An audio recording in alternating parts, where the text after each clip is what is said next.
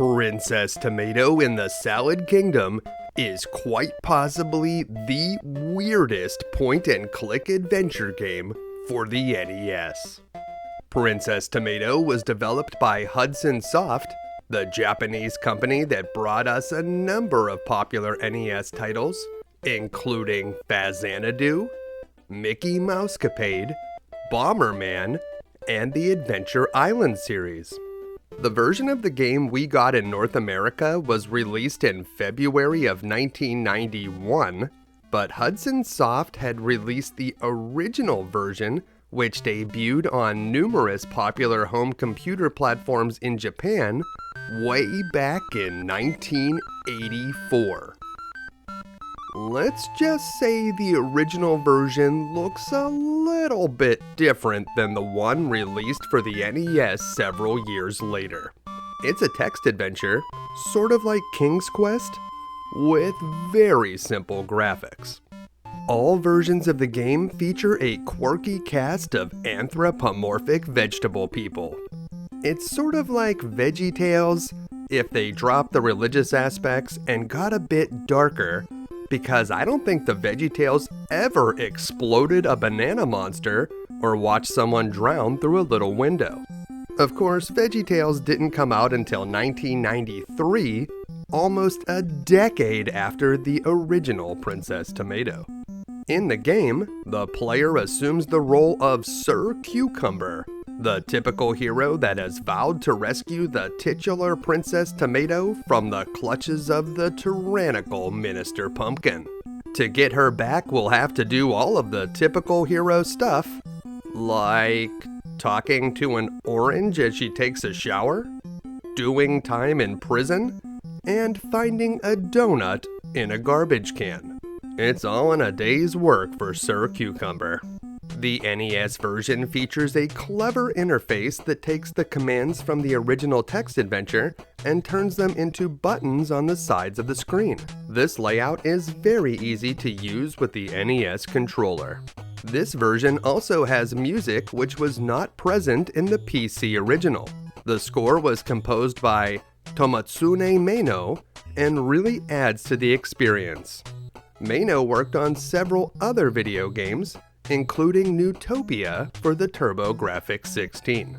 The game was released in Japan for the Famicom in 1988, and then it hit North America in 1991. Despite the numerous upgrades this version includes over the original, I don't remember it being very popular in the early 90s. The game never got an official sequel, and the only time we'd ever see these characters again was in 2017 when Princess Tomato was included as a downloadable character for Super Bomberman R. But in modern times, Princess Tomato in the Salad Kingdom is often found on lists of hidden gems or underrated NES games. Buying an original copy on the secondary market can cost quite a bit of money, so this is one of those games you'll just have to play however you can.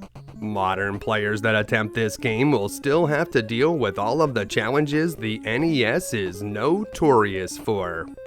The solution to some puzzles is not completely logical and may require you to repeat the same action multiple times. 3D mazes can be extremely disorienting without a map, and although it's relatively hard to do, if you mess up at the wrong time, it'll be game over. But what if I told you every action you'll need to perform to complete all 9 of the game's challenging chapters? What if I showed you every hidden Easter egg and strange message you can find? And what if I showed you the best way to defeat every enemy? Even Minister Pumpkin himself? Well, on today's episode of You Can Beat Video Games, we'll learn all of that and more. If you're new to the channel, we're doing deep dives on retro video games and giving you the professional strategies that can be used by the casual gamer. Please make sure to subscribe and check out youcanbeatvideogames.com for episode lists, news, and official You Can Beat Video Games merchandise. And please join our Patreon for access to an exclusive Discord community and a chance to vote on future episodes. This episode was suggested by members of our Patreon community. Let's get started.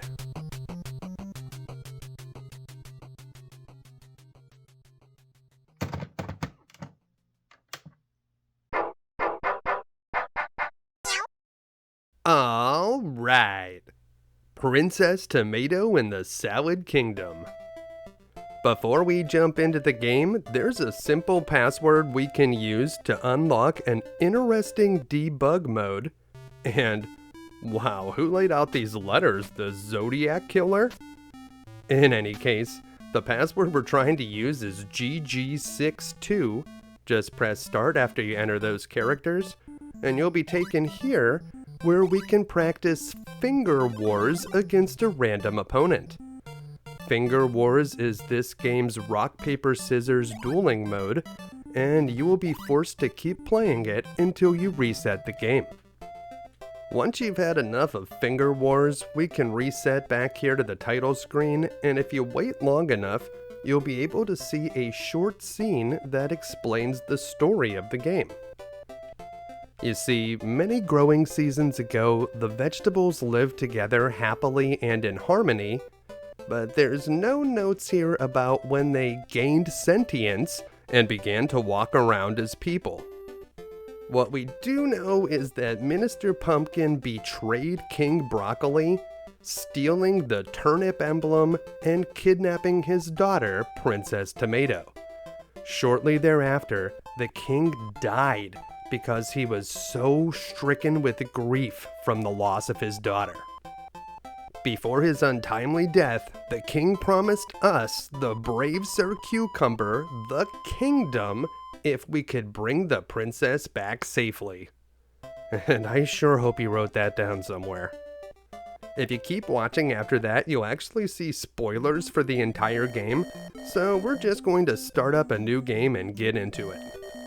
As the game starts up, you'll see an abridged recap of the story that we just saw, and eventually some commands will appear on the sides of the screen and we will take control. There are actually a bunch of commands we can use, but the ones we're going to use the most often are going to be on the left side of the screen. These are move, look, check, talk, take, use, and give. You should almost always look and then check everything whenever you get to a new screen.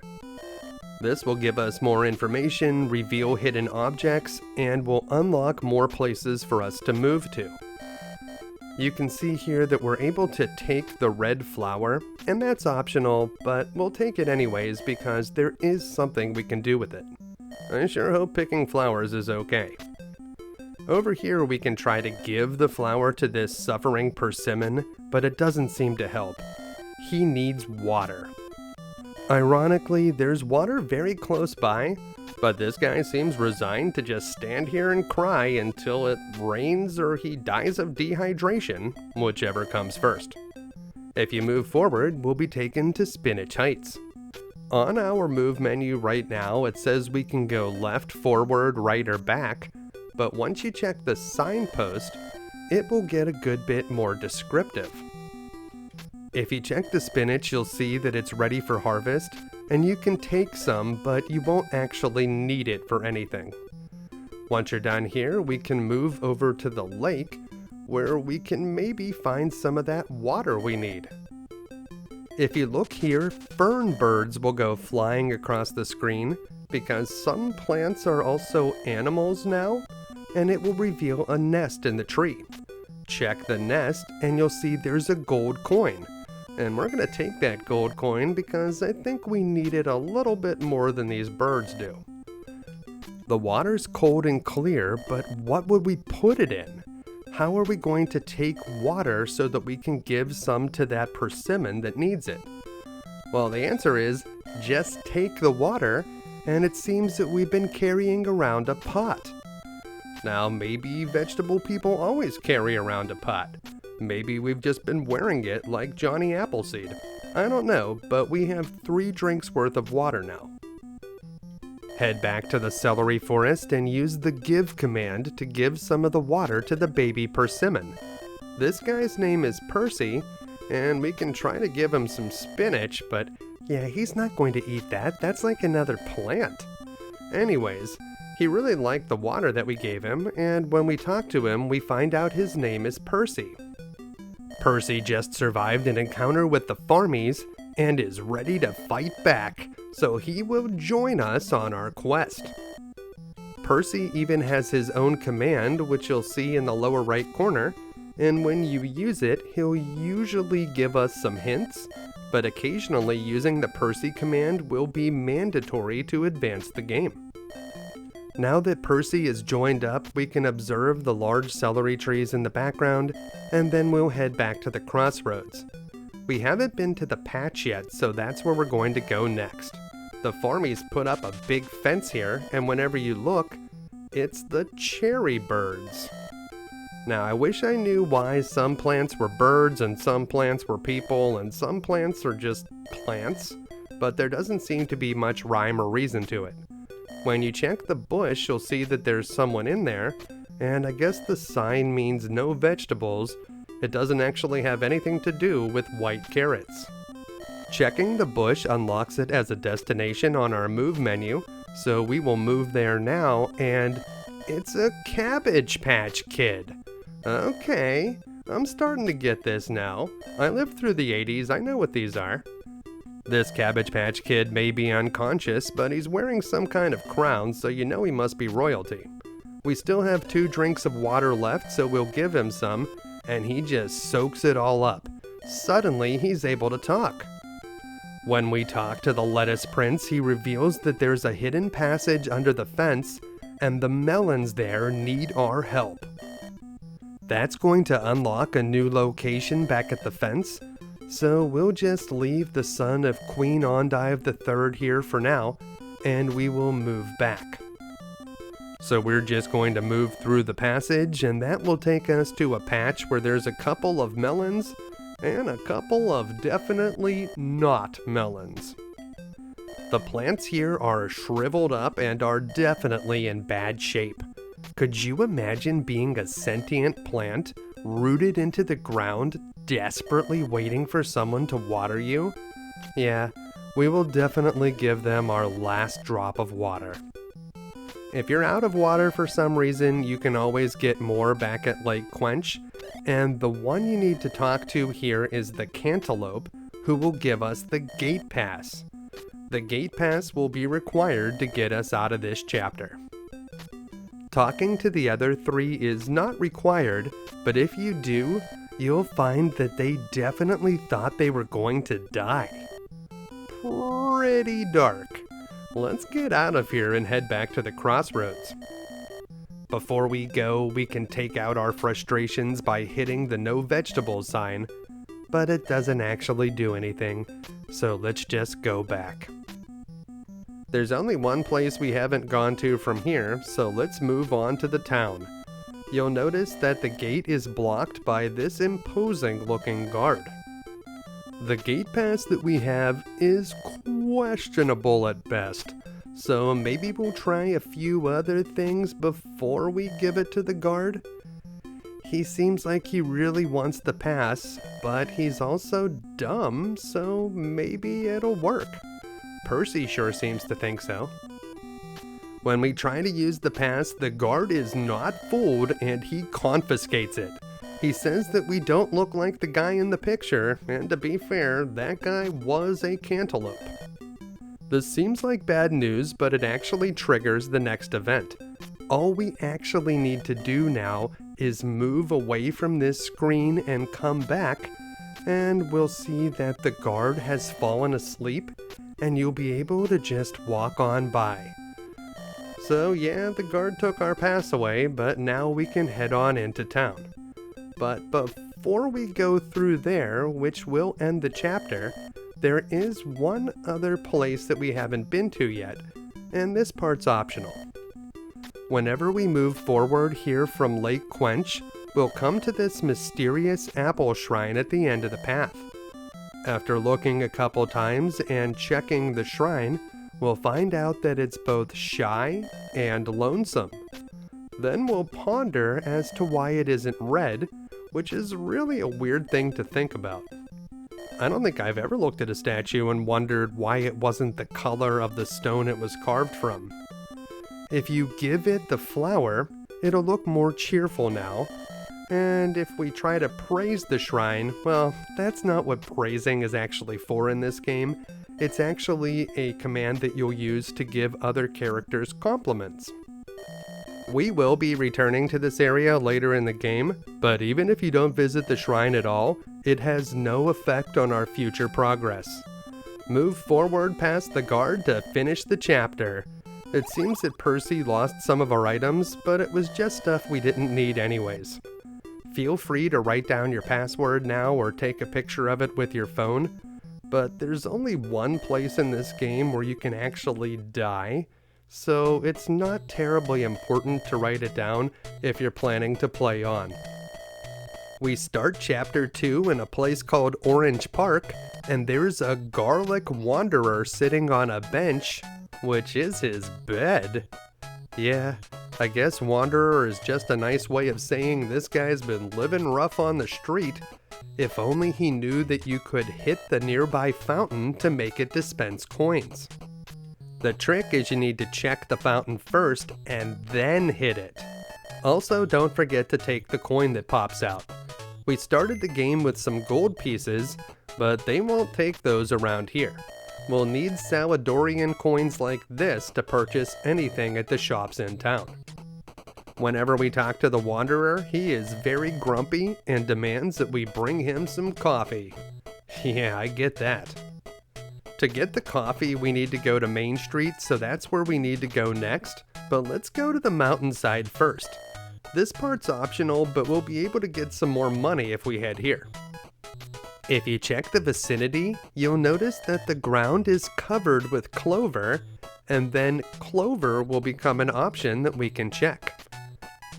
Clover is the key ingredient in making clover juice, and if we take some, we'll be able to sell it in the city. Now, Mr. Corn here, he hates the city, but he does have a clue for us. He lets us know that at the antique shop, they'll exchange our gold for coins. Don't forget to take that clover before you go, and if you try to give the clover to Mr. Corn, he will confirm that it's used in making bootleg clover juice.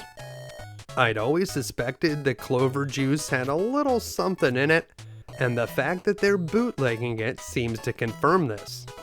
Once you have the clover, we can go back to Orange Park, and from here we'll head over to Main Street. As you look around Main Street and check out the shops on the strip, you'll notice that many of them are shaped like fruits and vegetables, except for that one in the front right, which totally looks like a pack of Lucky Strikes. It's one of those things that once you see it, you can't unsee it, and you gotta wonder, did the programmers really want to make one of the buildings shaped like a pack of smokes, or did Big Tobacco sneak it in there? In any case, the first place we need to go is the coffee shop run by Lady Plum, and it looks like you can buy more than just good coffee here, and in fact, in the original 1984 PC version, you could try to buy tobacco at the coffee shop. On the NES, we can only buy coffee, but that's all we needed to buy here anyways. Lady Plum lets us know that we should watch out for the waiter at the cabaret. Good to know. And to get the coffee, we can't just take it. We also can't take Mrs. Plum. She's too old to travel with us. No, to get the coffee, we're going to need to use the buy command, which is in the upper right.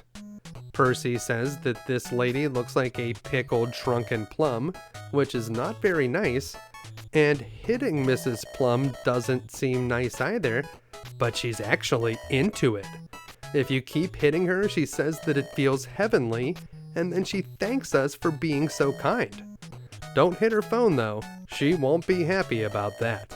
Whenever we buy the coffee, Lady Plum tells us that she doesn't have any donuts because the donut shop was closed when the Farmies took over. That doesn't seem to be a big deal, Or is it? Now, before we head back to the park, let's stop over at the antique shop. The first thing we need to do at the antique shop is to leave and come back, but I guess we can at least look around a little bit on our first time into the building. Mr. Pear is a pack rat with a bunch of random stuff for sale, but the items he's selling are not the main attraction here. This guy is going to be able to convert our gold into Saladorian coins. Now, he won't do it just out of the goodness in his heart. We'll need to do something for Mr. Pear first. So we'll go back to Main Street and then re-enter the antique shop, and this time whenever we talk to Mr. Pear, he'll be happy that we returned. I guess that leaving and coming back was all it took to earn this guy's trust, because he immediately asks us to do him a favor and then gives us an important letter to take to Miss Peachy over at the deli. Without Saladorian coins, we won't be able to purchase any of the items for sale here, but maybe if we deliver that letter, Mr. Pear can help us out. We don't have any business at the juice or electronics shops, so let's head back to Orange Park, and from here we'll be able to get to the deli. The deli has peppers for sale for $1, and isn't that like eating our own kind? You'd think that a deli would have some cold cuts or something. Anyways, it seems that Miss Peachy here is a college student majoring in speech, and they're selling peanut butter and avocado sandwiches here, which are apparently quite good. We don't have any more Saladorian money to buy a sandwich, and if we try to take one, she says, "No shoplifting, y'all." So what we need to do is give her the letter from Mr. Pear. She'll actually trade us a sandwich for free. I don't know about peanut butter and avocado, but maybe we can give it to the Wanderer back in the park. Don't try to hit Miss Peachy. She'll threaten to call the police. Yeah, we should probably get out of here. That was uncalled for. The Garlic Wanderer here wanted coffee, so let's give him some coffee. He says thanks. Got a donut? Well, no, the donut shop in town is closed. And when we talk to him a couple more times, he mentions that they might have donuts at the cabaret. Make sure to talk to the garlic until he mentions the cabaret. This is important for unlocking it. And it doesn't seem like he wants our sandwich, so we'll head back to Main Street. Main Street. You'll never find a more wretched hive of scum and villainy. Let's go back to the antique shop, and now when we talk to Mr. Pear, we could tell them that we delivered his letter, and if we talk to him again, he'll exchange our gold for Saladorian coins. Awesome. But that's not all. If you give Mr. Pear the clover, he'll buy it from us for another coin, and this is actually a way to get infinite money. You can just go back to the clover field on the mountainside and get another clover, and this guy will keep buying them until you can't hold any more coins. The only item you can actually purchase here at the antique shop is the vase, and we won't need the vase for anything, so we'll just smash it right here in the store, because now that we have infinite money, that's just how we roll. Feel free to go back to the mountainside to get more clover, but we only need 2 coins for the cabaret. Check the strip on Main Street and the cabaret will be revealed. Now we can move there. Mr. Scallion, the cabaret barker, is giving away free pocket-sized tissue paper. What a deal! Alright, don't get too excited. Whenever you check the tissues, they will be automatically added to your inventory, and they do have the cabaret logo on them, but their only real use is to fix Percy's runny nose. What we need to do here is go inside, and whenever we do, we will automatically be charged 1 coin. If you don't have any coins, you won't be able to go inside, but sadly, they don't have any donuts today. Now, if they don't have any donuts, I don't know why we're paying to go in here, but I guess that's what we're doing anyways. Inside, we'll find two women that are smoking and drinking the clover juice, either of which would probably earn you a T rating in modern times. As we look around, we see that this is a classy joint with hostesses and a trio of college students seeking a career in show business. Yeah, I see what's going on here. Call it a cabaret if you want to, but it seems that we've stumbled into a Saladorian gentleman's club. What we need to do is keep talking to the waiter. Now, I don't know if this has ever happened to you, but eventually the waiter will tell us that there's someone in the restroom that wants to meet up. Seems kinda weird to me, but maybe in Saladoria, asking waiters to set up restroom meetings with cucumber-shaped people is just a normal everyday thing. In any case, talking to the waiter will unlock the restroom as a destination that we can move to, but before we go in there, we can chat with the apricot and the lemon, but without the crest of the resistance, they don't seem confident that we're on the right side. You won't be allowed to steal the ashtray, and if you use the praise command, we'll be able to show our hostesses a little bit of appreciation, but all of that is optional. Another optional thing you can do is use the hit command, although you'll regret trying to hit the hostesses, and if you hit the table, you'll just spill the drinks. Of course, we can just buy everyone another round, because it's on the house.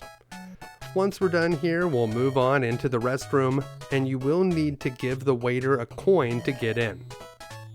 The cabaret men's room is surprisingly clean, but there's no one here to meet us.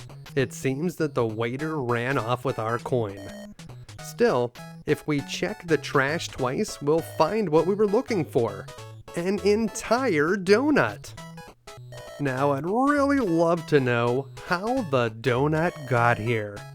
We know the donut shop in town is closed and they didn't have any donuts here at the cabaret, so someone must have brought the donut with them, and when they got to the restroom, they decided to throw it away? Well, make sure to take the donut, and when you try to take the soap, Percy will let it slip out of his hands, so you won't actually be able to add it to your inventory. Percy doesn't need to use the bathroom right now, so getting the donut was the only thing we actually needed to do. Feel free to try to hit a bunch of things in the bathroom, but all that will result in is a hurt hand. So once you're done here, move back into the cabaret. The waiter is gone, but the hostesses are still here. The show is winding down, and there's nothing else we need to do here, so just head to the exit. From the cabaret, we need to go back to Orange Park, but as we pass through Main Street, Octoberry walks by. Look, I have no idea what an octoberry is, but I do know that if you see one, you should check the street because you'll find a coin. Make sure to take the coin, and before we go back to the park, we haven't been to the electronics shop or the juice shop yet, so we'll check those out first. There's actually nothing that we need in either of these shops, so you can completely ignore them if you want to. Mr. Chestnut at the electronics shop won't sell to anyone who's not a Resistance member, so that's sort of a dead end without the crest of the Resistance. I don't know if only selling to members of the Resistance is a great business model, but I do appreciate this guy's integrity. There's really nothing of interest here, but the juice shop, on the other hand, actually does sell two items which are useful in the game. Miss Eggplant, who runs the juice shop, was Miss Saladoria several years ago, and they have several types of juice for sale. Now, is it just me, or does it seem like it's kind of weird for plant people to be drinking juice? Isn't that kind of like drinking blood? Or are the grapes pureed to make the grape juice, so it's more like Soylent Green? Either way, I've lost my appetite for juice, and although we will need both grape juice and clover juice to finish the game, we don't need to buy them here, because if we don't have them later, we'll get them for free. So just skip buying the juice and head back to Orange Park, and when we get there, our garlic wanderer friend is gone, and there's a different wanderer here. This guy is passed out on the bench, and he has a poor child with him who seems to be crying because he's hungry. Percy wants to kick the wanderer off the bench so that we can sit down, which seems more than a little bit insensitive. Who raised you, Percy? If you attempt to hit the child, he'll hit you back, and that just serves you right, Percy.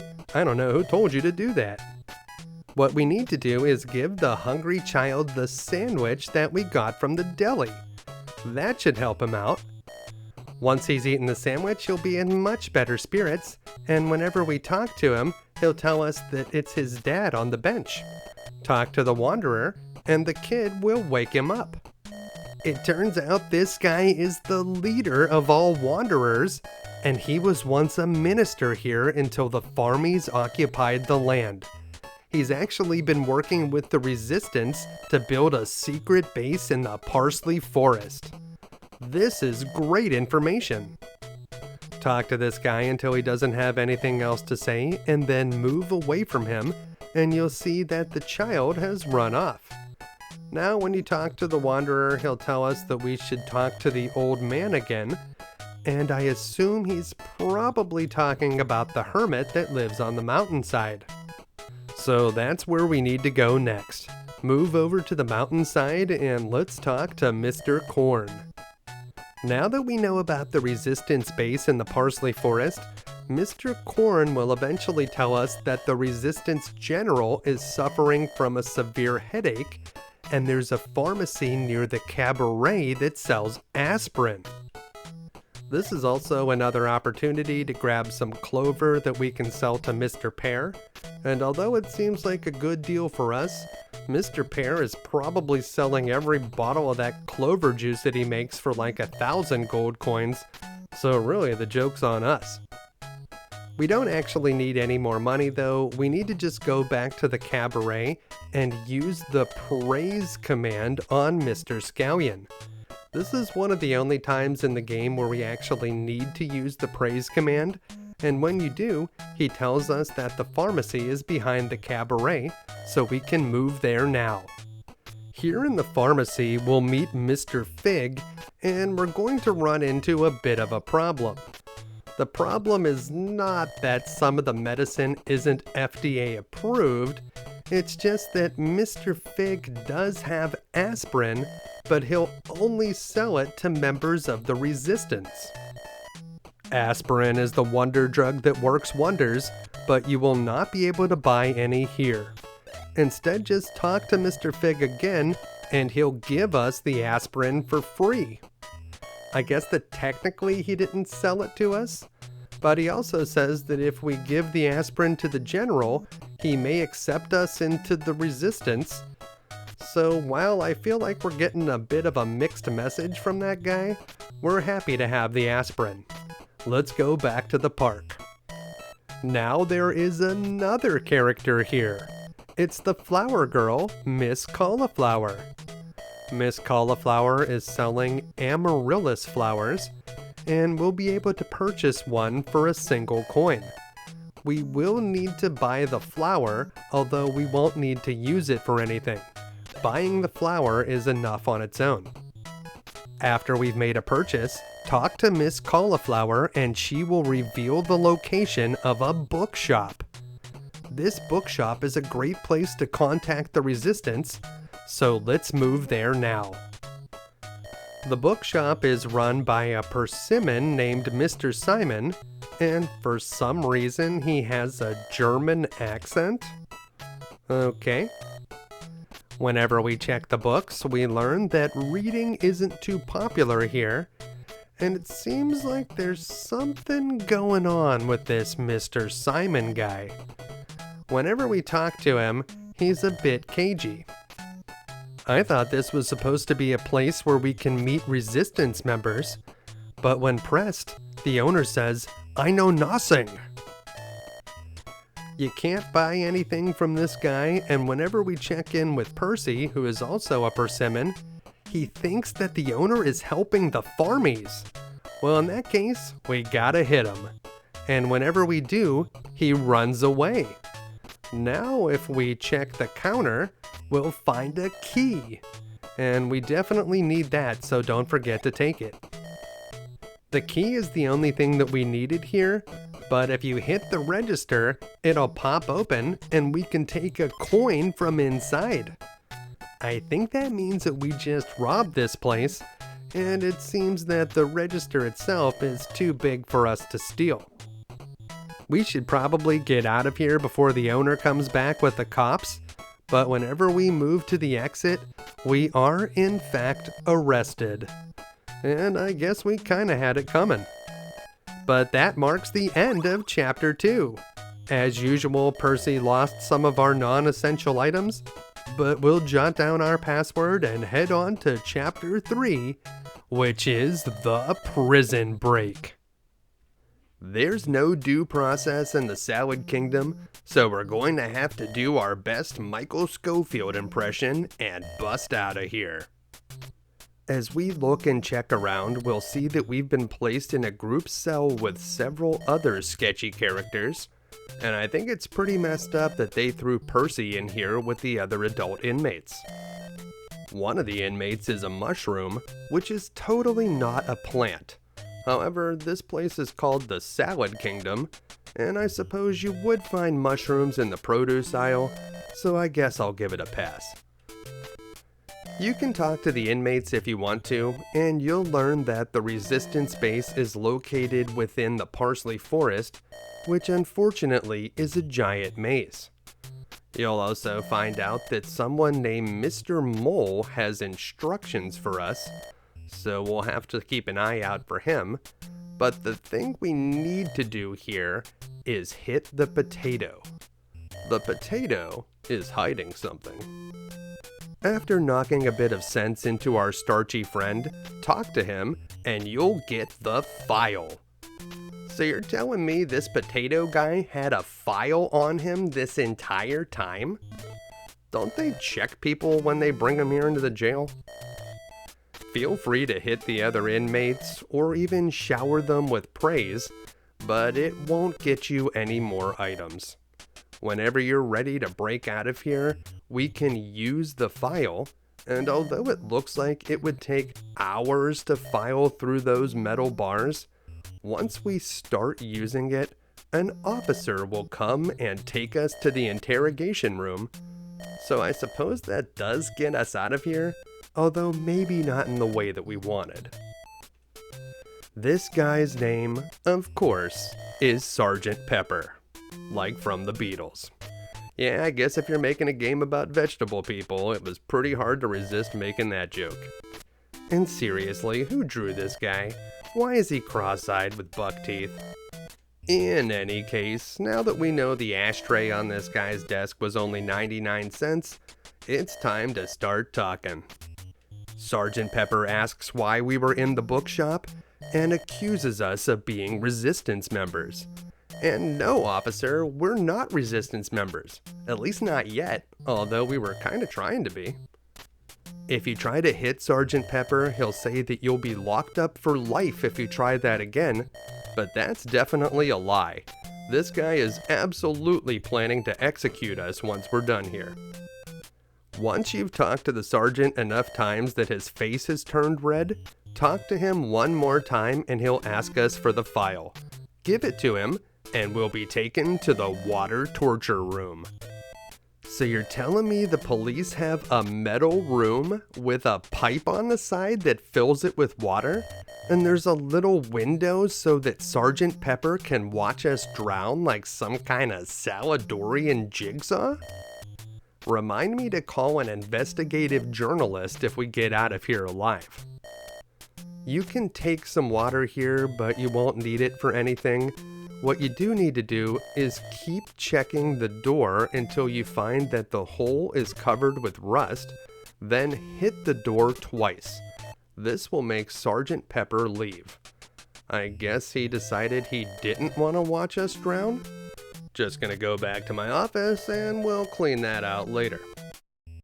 Percy can't swim, but once we hit the door again, it rattles, and now when we check the door, there's a keyhole. So that's what the key we found in the bookshop is for. Use it and it will unlock the door. Finally, we'll be able to exit.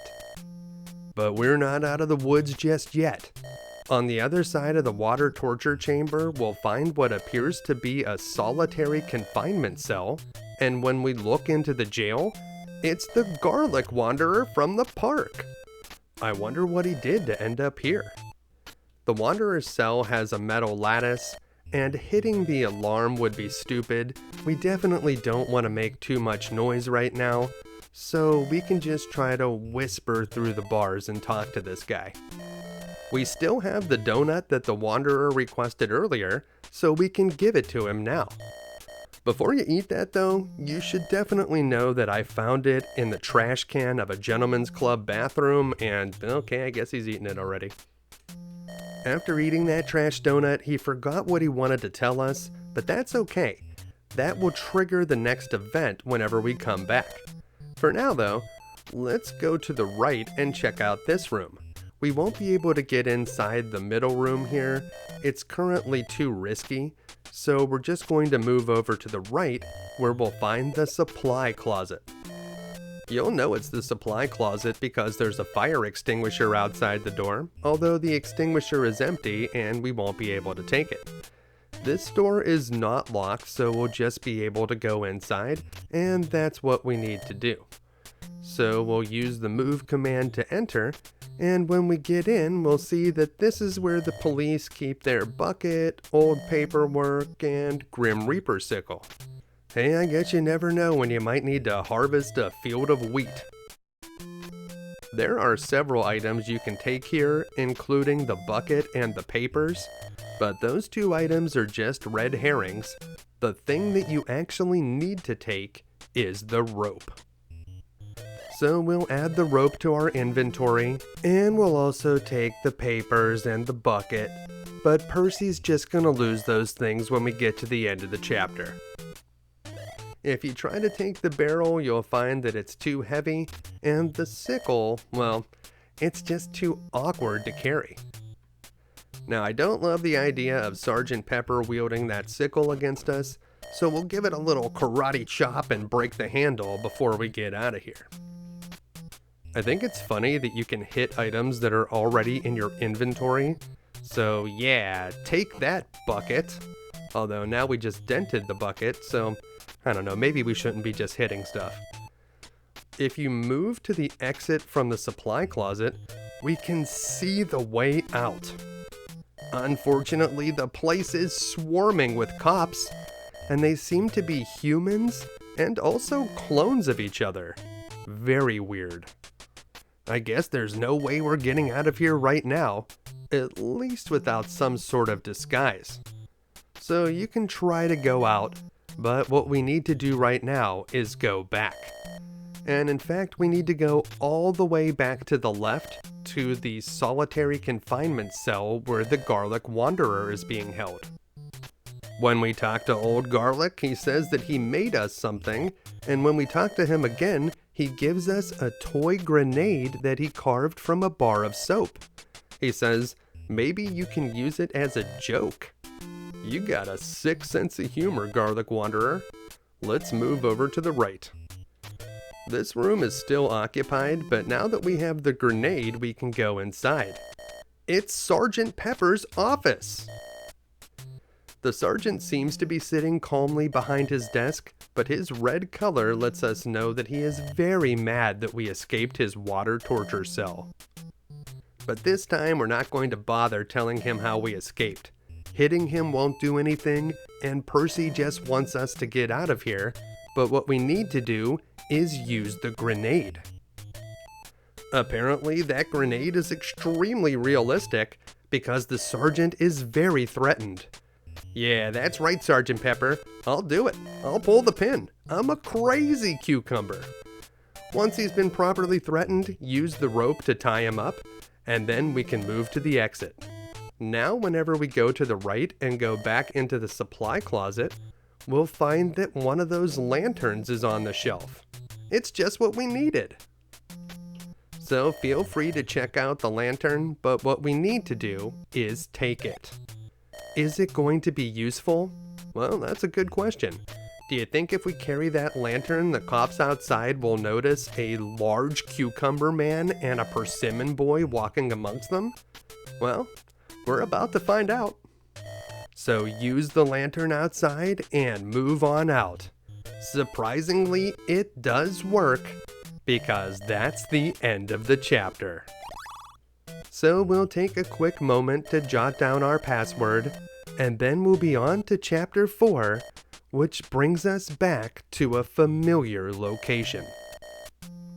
Chapter 4 is called the Parsley Forest, and we'll get there soon enough, but we start back at the Spinach Heights intersection from chapter 1. Once again, you can take some spinach here, and once again, nobody likes it, so you don't really need it for anything. But I guess we'll take some anyways. The first thing we actually need to do here is head over to the lake. Farmies are searching for us everywhere, but I think we're safe for now. Back at Lake Quench, remember those fern birds from earlier? Well, there are baby fern birds if we check their nest. That's nice, but it's not actually what we came here for. If we check in with Percy, he says, "What will we do if it rains?" That's a cryptic clue, but if we check the bush, we'll notice there's a blue umbrella there that we can take.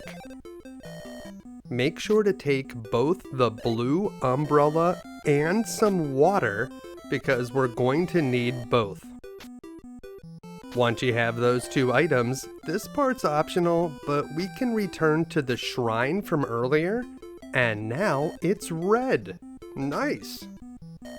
It seems like we made the shrine turn red by placing the flower here earlier, but in reality, this is what the shrine always looks like in Chapter 4, regardless of what we did earlier. If you check in with Percy here, he has received a message from the statue that tells him Saladron hates scissors. This is a useful clue that we'll be able to use later. We can't head for the town, so we need to return to the melon patch. Everything looks the same at first, but when we check the bush, Prince Lettuce has been harvested. Poor Prince Lettuce. Well, we need to move into the passage, which will take us over here, and 3 of the 4 characters from the melon patch are gone. It looks like the salad-pocalypse hit here, and only Watermelon remains. He's dehydrated, and when we try to talk to him, he just gasps and wheezes. Give him some water, and he'll suddenly be a little more talkative. Now, you don't really need to help Watermelon right now, but we will need to later, so we might as well do it. When we talk to him, he'll have some useful clues, and he indicates that the umbrella we found may belong to someone named Mr. Leek.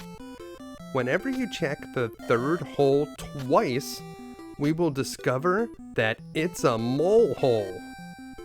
Checking the 3rd hole twice is the only way to get to this mole hole, and this is very important. It seems that moles don't like the sun, so let's use that umbrella. It'll create some shade, and suddenly the mole appears. Now, the mole definitely does not belong on a salad, but I guess at this point we've seen human police officers, so there's all sorts of creatures in this world. This mole looks thirsty, so we'll give him some water, and when we do, he tells us that the Parsley Forest is home to a monster called Saladron, and we heard a little bit about him earlier. It seems Saladron is protecting something called the Yam Medallion. The mole doesn't eat spinach, but if we keep talking to him after we gave him some water, he will eventually give us the left half of some instructions that he found near a big tree. This is very important, and we need to keep talking to him until he mentions the Forest Guard. Once he mentions the Forest Guard, we'll be able to go back to the melon patch, and when we talk to Watermelon, he will reveal the location of the forest guard shack so that we'll be able to move to it. If you haven't given Watermelon any water yet, you will need to do so before he'll be able to reveal the location of the shack. And we see that the forest guard shack is made of leeks. When we check the vicinity, a farmy walks by in the distance. We've heard a lot about these guys, but it's the first time we've actually seen one in the flesh. We can't do much here right now, so what we need to do is move forward where we will find a small stream. Percy can't swim, and he's going to remind us of that several times here. It's a little bit too wide to jump, and that rock in the middle, well, it looks quite slippery. When we try to move forward, Percy says that he needs water wings. And look, I've seen water wings before, also known as inflatable armbands. I don't think water wings are actually that safe at all. But when we go back to the forest guard shack and use the Percy command, suddenly Mr. Leek appears. Mr. Leek has what we need, but whenever we talk to him, he just rambles on and on. You can talk to him quite a few times and he has several different messages for us. But what we need to do is give him his umbrella back. We already used it to bring out the mole, now we can hand it over to its proper owner. So whenever you're done talking to Mr. Leek and learning that we shouldn't litter in the forest, give him the umbrella and he will give us the water wings. I still think what Percy needs is a life jacket, but if those water wings will give him the confidence to cross this shallow stream, well then by all means let's do this. On the other side of the stream we meet a farmy, and this is the first time we're going to need to use the fight command so that we can battle him in Finger Wars. The game gives you no tutorial on how to play this, so what we're going to do is we're going to play rock, paper, scissors, and then if we win, we're going to choose a direction, and we need to choose the same direction as our opponent. This guy always does the same thing, so we just need to press right and then down to win. It's really that simple. Later opponents are a bit more complicated, but that one's quite easy. And that brings us to the Parsley Forest Maze. This is the first of the game's 3D mazes, and what we need to do here is move up to the first intersection and turn left. That's where we'll find the compass. The compass will tell us which direction we are facing, and that will make it a lot easier to navigate this maze. This is the only place in the game where we can find the compass, and we will be able to use it in all of the game's mazes, not just this one.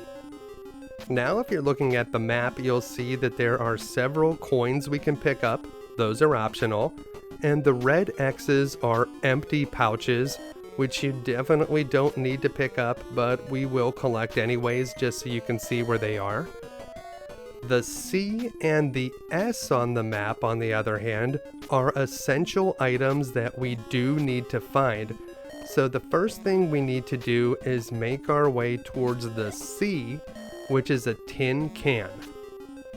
Getting to the can is actually pretty easy. You just need to go straight south from the compass until you see a dead end in front of you, and then you're going to turn left. So right here, turn left.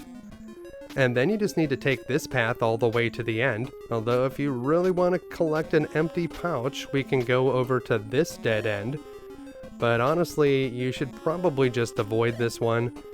And if you follow that path all the way to the end, it will be pretty easy to get to the can. So we're going to go back down onto the main path, we'll go left here, and then we're going to go all the way east. So skip past that intersection, go all the way east, and at the end you'll have to turn left, and then we're just going to go all the way north, and that's where we'll find the Brussels sprout soda. This is a mandatory item, so make sure that you take it. And then the next thing that we need to get is the shovel. So we need to start moving again, and we're going to go south. So go all the way south. and then we're going to turn right at the end of the path here, and we're going to start going west.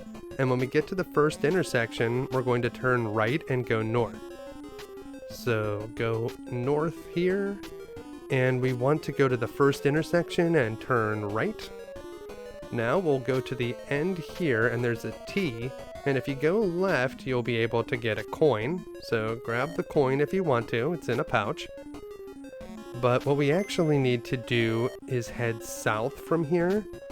So we're just going to flip around and start heading south and just follow this to the end where we will find the shovel. The shovel is dirty, but take it anyways. These 3D mazes can be pretty tough to navigate without a map, but once you can visualize it, it's not that hard to figure out. So now we need to head back, and we're going to turn left here, continue west, and here we're going to go north. So turn right and go up a few blocks, keep going forward here. If you turn right, you'll be able to grab a coin, but we're headed towards the star on the map. If you have the shovel and the can, then we will be able to solve the puzzles at the star. So head in, the screen will flash, and we will be taken to this monstrous tree. This tree trunk looks like a face, which seems pretty par for the course here in the Salad Kingdom, but between the sign that says beware and the ground nearby that's littered with torn vegetable matter and leaves, I don't think this thing is very safe. What we need to do is use the tin can. We'll throw it inside the tree, and that will call out Saladron. I'm not sure why the tree didn't eat Saladron, but this guy is a living salad bowl with a dressing bottle for a body and a fork and knife for hands. Let's fight him. I guess because this guy's hand is a fork, he can only throw paper, so just keep using scissors by pressing left and then try to guess which direction this guy is going to face. As long as you keep throwing scissors, you'll never lose, and eventually you'll guess the right direction 3 times, which will defeat the boss. If I had cutlery for hands, I wouldn't even attempt rock, paper, scissors, so good on Saladron for giving it a shot. You don't see Edward Scissorhands out there trying to rock, paper, scissors with people. Now that Saladron is gone, it should be safe, but is it really safe? Well, we're going in anyways, and inside it's very dark. We can't see much as we look around, but when we check the vicinity, we see that there's an altar, and when we check the vicinity again, we notice a mound of dirt below the altar. Interesting. We found a shovel in the maze earlier, and now it's time to use it. And not just once or twice, we need to just keep using it over and over again until we finally find something. So keep digging, and now we hit something hard, and when we dig again and again, we'll find that it's a medal. When we check the medal, we'll see that it's the yam medallion we've been looking for. Now we can take it. Once we have the yam medallion in our possession, we can move back, and we will see that Mr. Leek has appeared. Now all we need to do is talk to him. When we talk to Mr. Leek, he will give us some free grape juice, assuming that we don't have any already. And that's it. We've completed Chapter 4. Now we can just jot down our password and head on to Chapter 5, The Resistance Base. I think it's about time that we joined up. Here in the heart of the Parsley Forest, we find the secret headquarters of the Resistance. And they must be really leaning on the forest maze to keep this place secret, because with all this trash piled up outside, it doesn't take a genius to figure out that something might be going on in there. Feel free to root around in the trash for old banana skins, but for now, there's nothing that we need to take. The facade doesn't look terribly stable, so hopefully this place won't fall apart whenever we go inside. And that's what we need to do next, so use the move command to enter the base. In this hallway, we can't enter the doors on the left and right side of the screen, so we're going to need to enter the one at the end. Whenever we talk to Percy here, it seems like he really wants to steal the light fixtures here. You can't actually take them, but come on, Percy. These are the good guys. Move forward to the end of the hall. Outside of the door, we can hear people talking, and you can actually just enter this room. It's not locked. So that's what we're going to do. Inside, we come face to face with a squadron of armed resistance soldiers. I certainly hope these guys believe that we want to join their side. What can we do to prove it to them? Well, we can use that medal we found, and that's it. Whenever we show the Yam medallion to the troops, they immediately trust us. Yeah, we just dug that thing up in front of some sort of altar, and wait, what? A girl just walked in. It's Lisa? Yeah, okay, it's Lisa, but why is there a human woman here? And then she says she's Princess Tomato's sister. Not like her biological sister, right?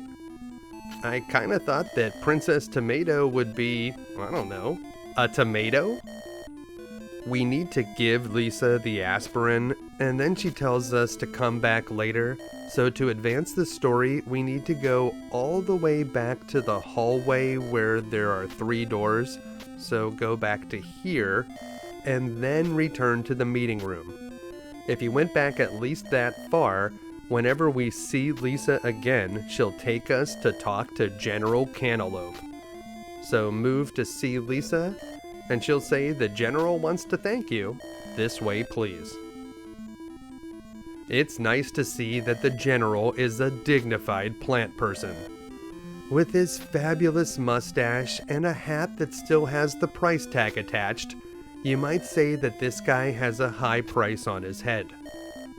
Talk to the General a couple of times and he will reveal that the Minister's Castle is in Sopville, and then he'll give us the Crest of the Resistance, which we can use to prove our allegiance. So I guess that's it. We're in! The Crest of the Resistance is an extremely useful item that we will be using many times throughout the game, and once you have it, move back to the main hallway and enter the door on the right. It was locked before, but now we can get in. As we enter, Percy says, "Boss, we're breaking in," but considering all the other crimes we've committed today, this one doesn't seem like such a big deal. This is Lisa's room, and this may be my favorite room in the entire game. There's a lot of fun stuff to find here, including a pillow that may or may not be a live baby onion, and then there's all the stuff on the table. Whenever you check out the cosmetics, you can try on some lipstick, and then there's this photograph of King Broccoli and Princess Tomato. Whenever you hit the picture, however, it falls from the stand, and behind it was a picture of Tom Cruise. I can't make this stuff up. Percy says you should make your move, boss. But I don't know, Percy. A human girl and a cucumber man? Would it really work? When we talk to Lisa, she tells us that she's sad because she lost her pendant, but she also seems to know that she lost it in the trash. So I guess we'll go outside and find it for her. And when you get out here, keep checking the box until you reveal an object, and underneath the old banana skin, we can check the object again and find out that it's a pendant. Yep, that's what we were looking for. Take the pendant to add it to our inventory and then head on back inside. We need to give Lisa the pendant, and when we do, she won't tell us anything about how a human woman can be related to a tomato girl, but she will tell us about something called a dice-o-matic, which is the most powerful weapon in the entire land. Okay. What's really important here is that giving Lisa the pendant will trigger some events in the game that advance the story, and it will eventually allow us to get into the room across the hallway. Now, don't try to take any of Lisa's stuff. She will get very upset, and the table and bed are probably too heavy to take anyways. Even if we could convince Percy to carry a bed around, he would definitely lose it between chapters. So head back out into the main hallway, and this time we want to move to the room on the left. Standing guard, it's Grapey. Grapey likes grape juice, and from the look on his face, he has had quite a couple of them. It looks like he still has quite a bit of grape juice left in that bottle, but if we give him the grape juice that we have, he will give us clover juice, assuming that we don't have some already. After giving him the grape juice, Grapey wants to be able to let us through, but he can't without permission. So we need to go over to Lisa's room to get her approval. Head back to the hallway and then move to the room on the right side. Enter through the door, and no, we're not breaking in. Look, she says, "Please come in." When we talk to Lisa, she tells us that Grapey was very happy. Yeah, you don't say. She also reveals that the room across the hallway is the armaments room, and she gives us permission to take whatever we want. So that's what we needed. Head on out. Back at the hallway, we will see that the arms room is now labeled on our move menu, and Grapey is still here, but now the door is unlocked and we'll be able to move through. So that's what we're going to do next. We're just going to head on through the door, and whenever we get inside, whoa!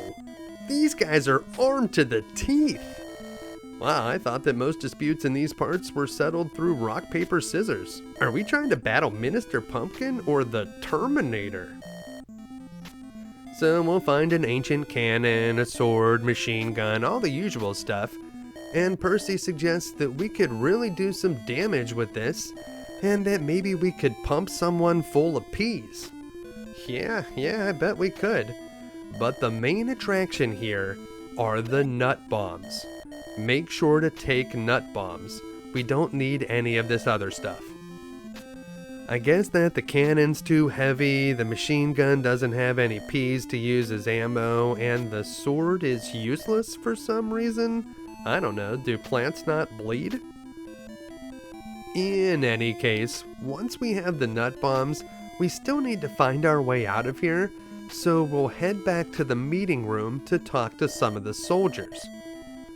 So head on inside, and we need to look first so that we can see the different ranks of the soldiers, and the only one that we actually need to talk to is the chief, but the others may have some useful information.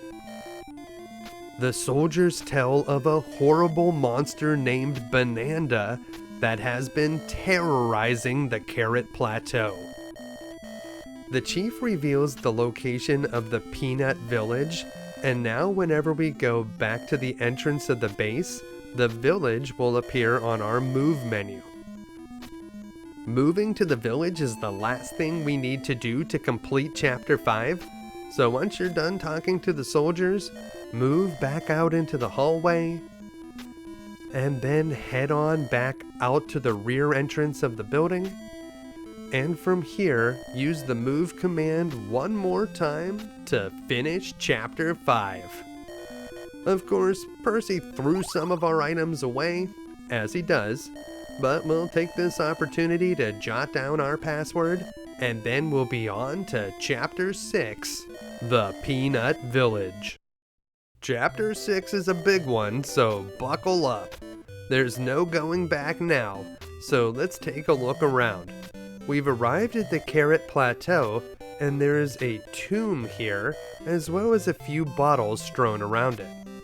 We don't actually need to do anything here at the moment.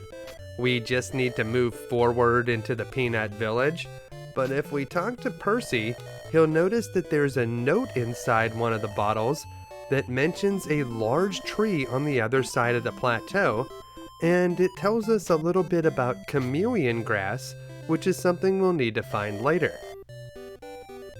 Here in the village, we see what appears to be Mr. Peanut in his more casual attire without the monocle and top hat. Well, I guess it's actually the village chief, and he's here with his wife. Both of them are crying for some reason.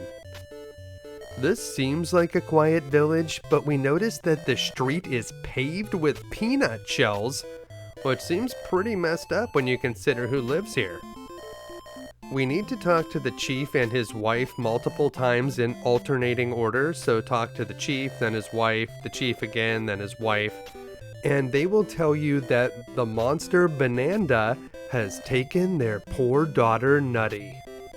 The chief's wife mentions both their house and a nearby park, so when you check the vicinity again, suddenly those two locations will be added to the move menu.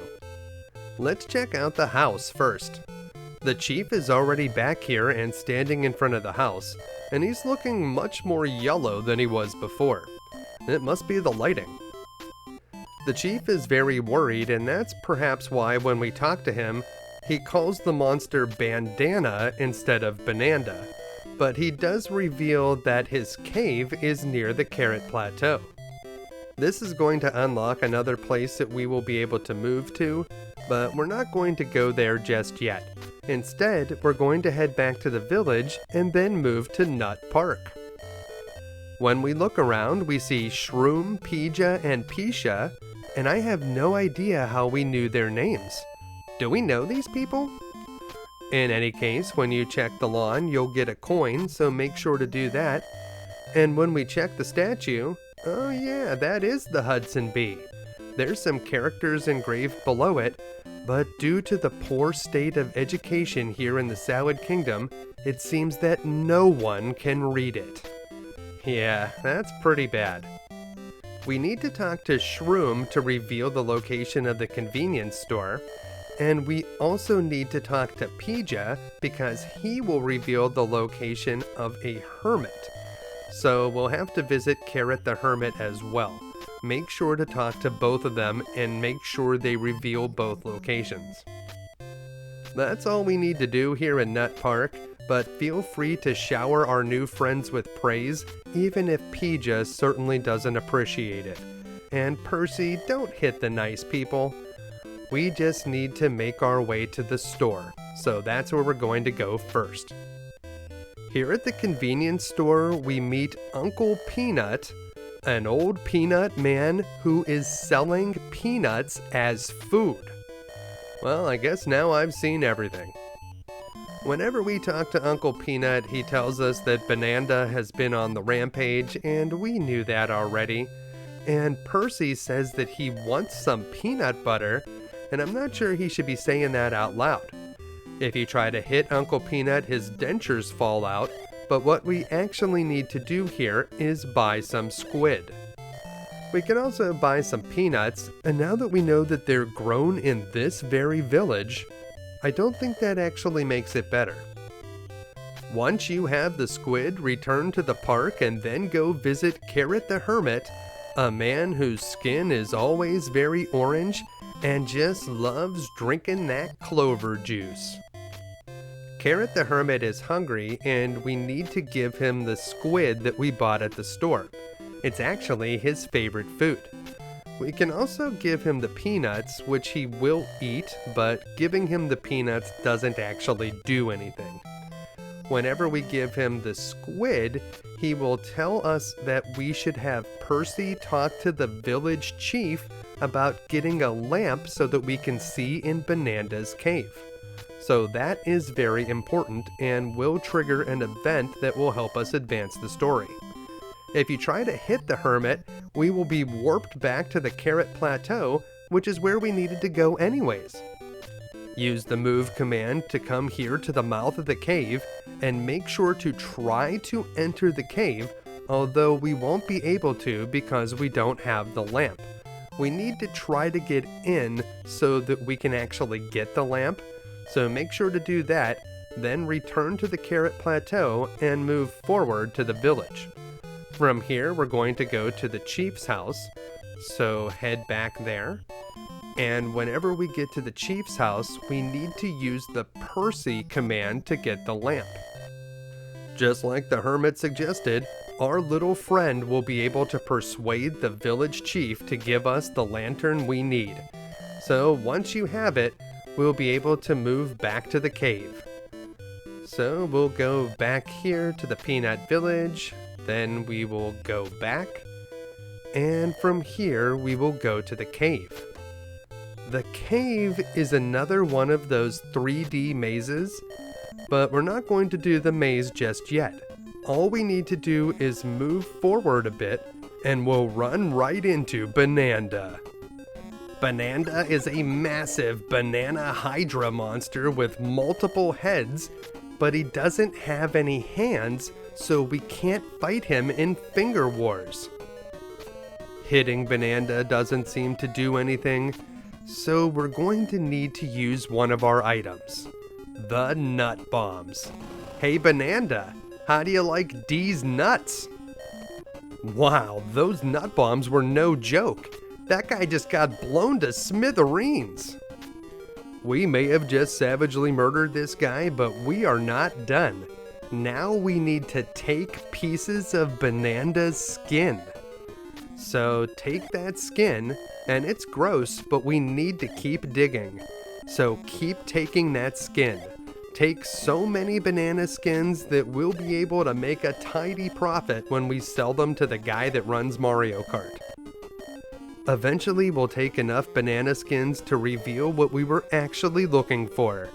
It's Nutty! Nutty was buried under the Bananda skins, but she looks okay. Make sure to talk to Nutty, and then we're just going to turn around and we're leaving this cave. Do not go deeper into the maze just yet. So switch around to north and take a few steps, and we will see sunlight ahead. Whenever we go out, Nutty will run home.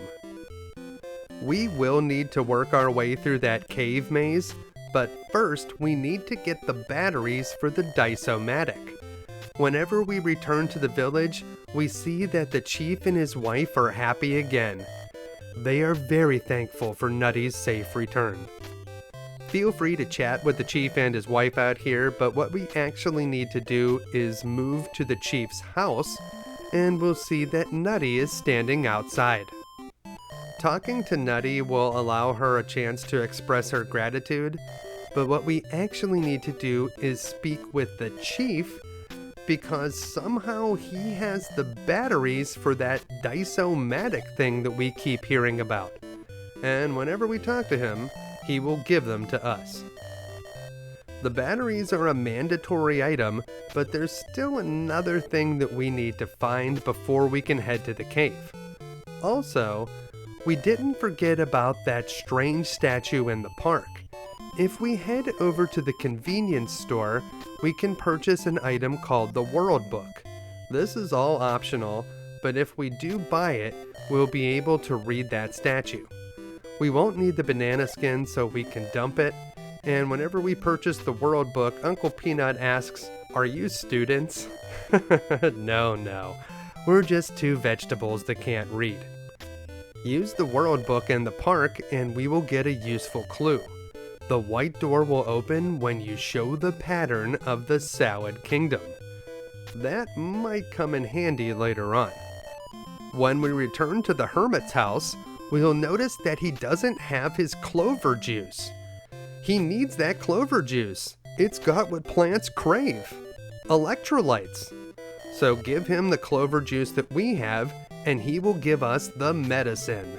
The medicine is an essential item, and once you have it, we can hit the hermit to be warped back to the Carrot Plateau.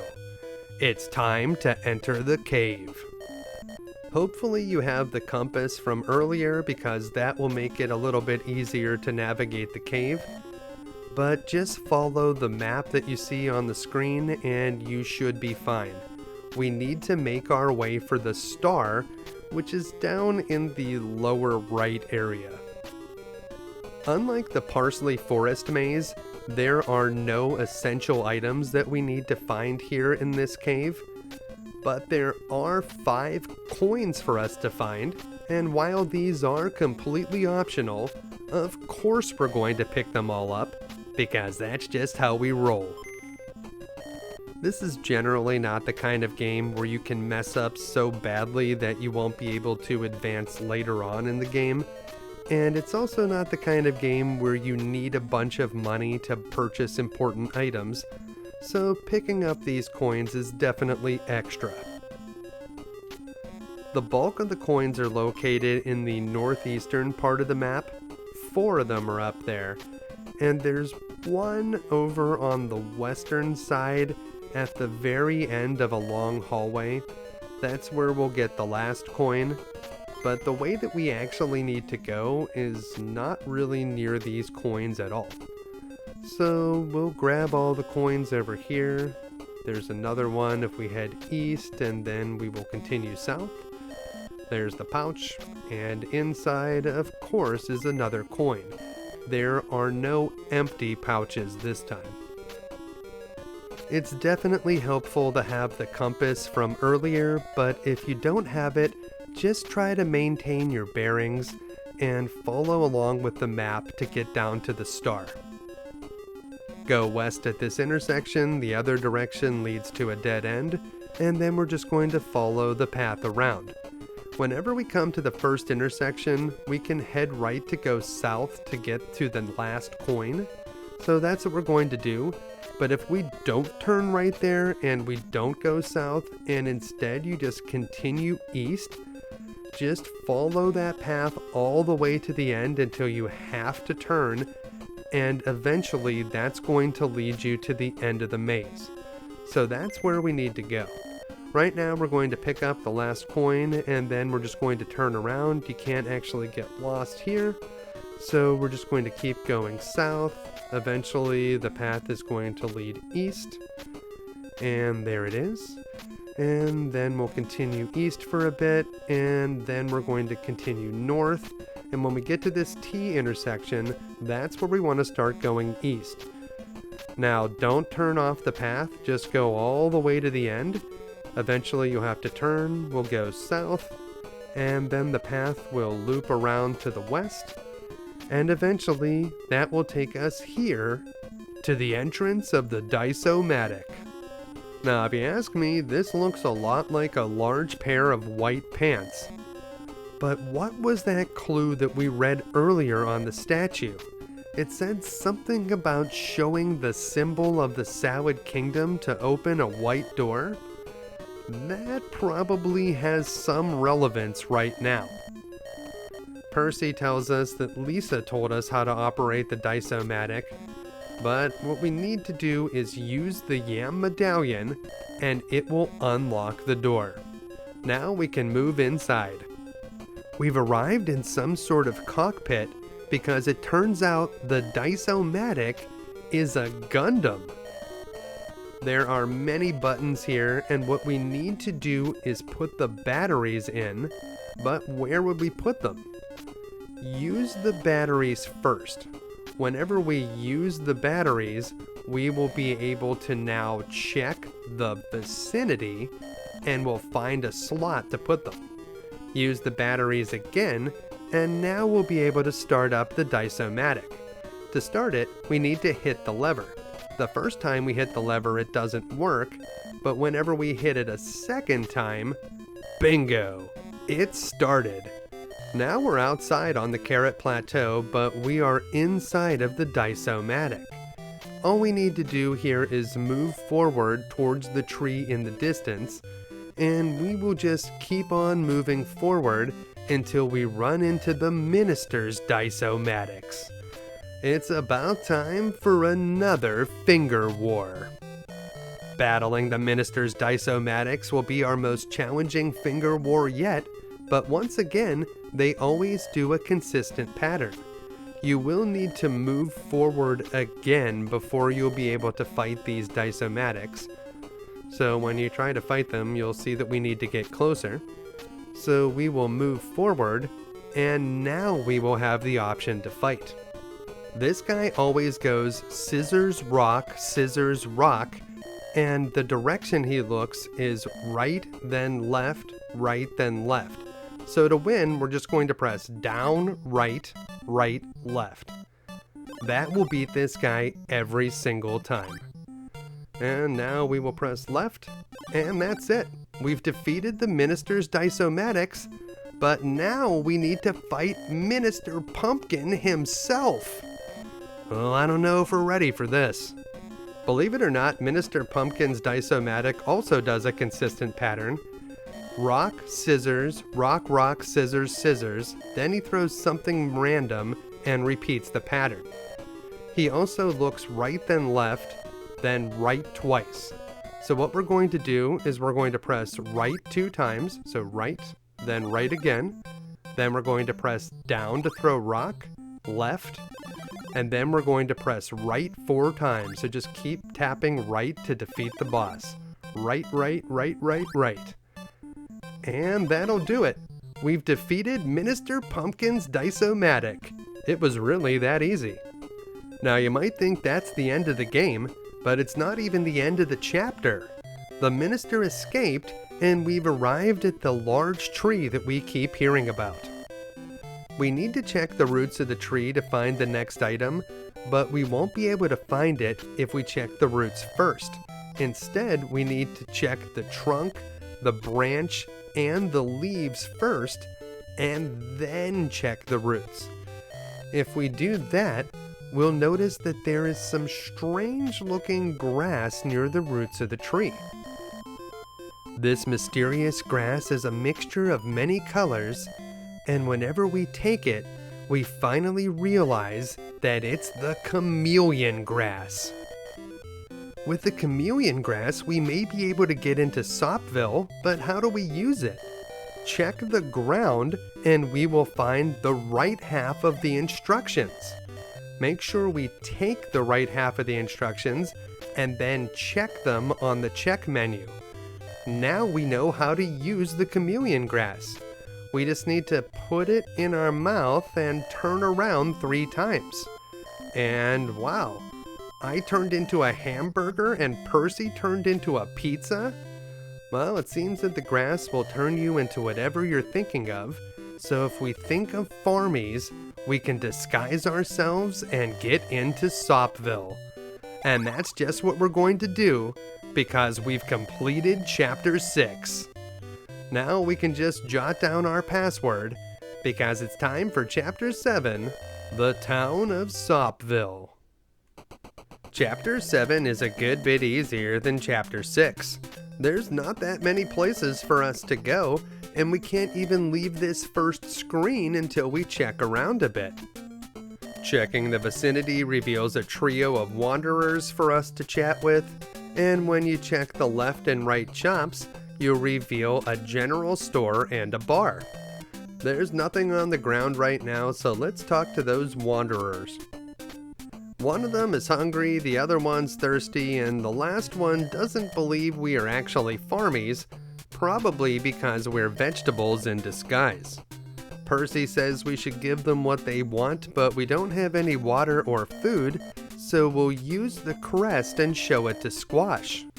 Showing Squash the crest makes him immediately trust us, because we're totally not just farmies that confiscated that crest from some vegetable guy we captured.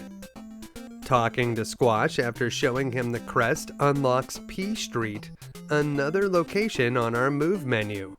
But before we go there, we're going to take a quick stop into the general store. There is absolutely nothing we need here at the general store. If you never visited the general store at all, you would still be able to finish Chapter 7. Although this store is essentially a red herring, there are some things to see here and many everyday items we could purchase, although the table is not for sale. The store clerk's face is locked in a permanent smile. Even if you hit him, he just keeps on smiling. Amazing! Feel free to purchase some of this stuff if you want to, but it doesn't serve any purpose in the game, and because we have limited space in our inventory, we'll just eventually have to dump it. let's head over to P Street instead. P Street is known for being a bad part of town, but the two wanderers we meet here are actually quite helpful. Whenever we talk to EP, he says that he has information but will need to give him gold. And when we talk to DR, he says that he hates farmies, but hold on DR. When we show him the crest, suddenly he knows that we're not really farmies at all, we're actually resistance soldiers in disguise. This unlocks a new location, the old lady's house. But before we go, if you have at least one gold piece, give all of your gold to EP. You will need to give him all of it, and if you had 8 pieces to start with, well, he'll start saying some pretty humorous messages. Now, I don't know exactly how much each of those gold pieces is worth, but based on this guy's reaction, they must be worth a ton, because it might be enough money to get him off of the streets and even put him through college. Whenever you give him the last gold piece, he will give us the shovel, an item that we had before, but Percy lost. So the way I see it, I think that Percy may owe me like $1 billion right now. But we'll worry about that later, and we'll head over to the old lady's house. You can technically do this part later, but if we visit the old lady's house now, we might be able to learn some useful clues. Also, if you check the ground in this area, you'll be able to find a gold coin. So if you needed one to get the shovel from EP, you'll be able to take it here, assuming you don't feel bad about robbing a sick old lady. The old lady says she doesn't know any farmies, which is a bit surprising because she appears to be human herself. She's actually Carrot the Hermit's wife, and they must not be getting on very well right now. If you use the Crest of the Resistance, she'll tell us that Princess Tomato has a star on her forehead, but what we actually need to do is give her the medicine. Now when we talk to her, she'll tell us that Radish Ron has a key to some part of the castle, and if you hit her, she'll thank you for tapping her shoulder. Now, I'm not sure who this Radish Ron guy is, but we'll need to get his key before we can finish up with the old lady. So for now, we'll go back to Main Street and we'll visit the one location we haven't been to yet, the bar. Inside the barkeep seems to be away, but there are 3 characters here, George, Dan, and Radish Ron. Dan and George are clearly working for the minister, and those two are packing some serious heat. When we look at the shelves in the background, we see that this bar happens to be serving soda, and it seems that Dan is happier than George. Ron, however, he's mad. We need to talk to all of them, so we'll talk to George first, and then we'll talk to Dan. Dan gives us a howdy and does not seem to see through our farmy disguise, but Ron seems a bit more skeptical. When we talk to him again, he mentions being a resistance member, and when we show him the crest, he says, "Not in here, guys." And that's an important thing that we needed to do. Percy wants to order a cabbage cola, but what we actually need to do is return to Main Street and then go back into the bar.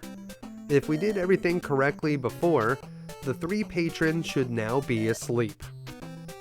We won't get much out of George and Dan, but Ron, well, he talks in his sleep. So we will talk to George and Dan, and we'll just get some Z's and a little laugh out of Dan. But we need to talk to Ron several times. It seems like he recognizes us. He says that George and Dan are helping the minister, and the minister is holding the princess in the castle. Use the crest again, and although he can't focus his eyes on it because he's already asleep, we will be able to move back out of the bar and advance the story once more.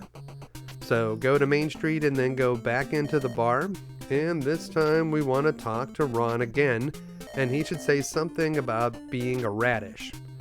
Now we'll use the crest a 3rd time. Percy says we already showed it to him, but this time when we talk to Ron, we will find the key he got in the castle garden. Just keep talking to him until we get it. That was the last thing that we needed to do here in the bar, and no, Percy, we don't have time for drinks. We need to leave and head back to Main Street. This part's optional, but if you return to the bar again, you'll notice that Radish Ron has vanished and the barkeep is back. After a bit of investigation, we find out that there was a fight here in the bar, and I think something bad may have happened to Radish Ron. Did we get him in trouble by flashing around the crest of the resistance here in the bar? We may have done that one too many times. Or maybe George and Dan just heard Ron talking in his sleep. In any case, the bartender tells us to make ourselves at home, but after hearing George and Dan say that they just want to forget about this fight, I honestly want to forget about it myself. So we will move on out of the bar, and we need to go back to P Street. We know that there's a hidden passage to the castle somewhere near P Street, so let's head back to the old lady's house and see if she can help us out. Whenever we talk to her now, she will reveal the location of the passage. This will unlock a new location on our move menu whenever we go back to P Street, but if you talk to the old lady a couple more times, she will tell us how to get through the passage. So make sure to remember what she said, and we'll head back to P Street. Now we can go to the passage. The entrance to the passage may look a lot like the entrance to Bonanda's cave, but this is definitely a different place.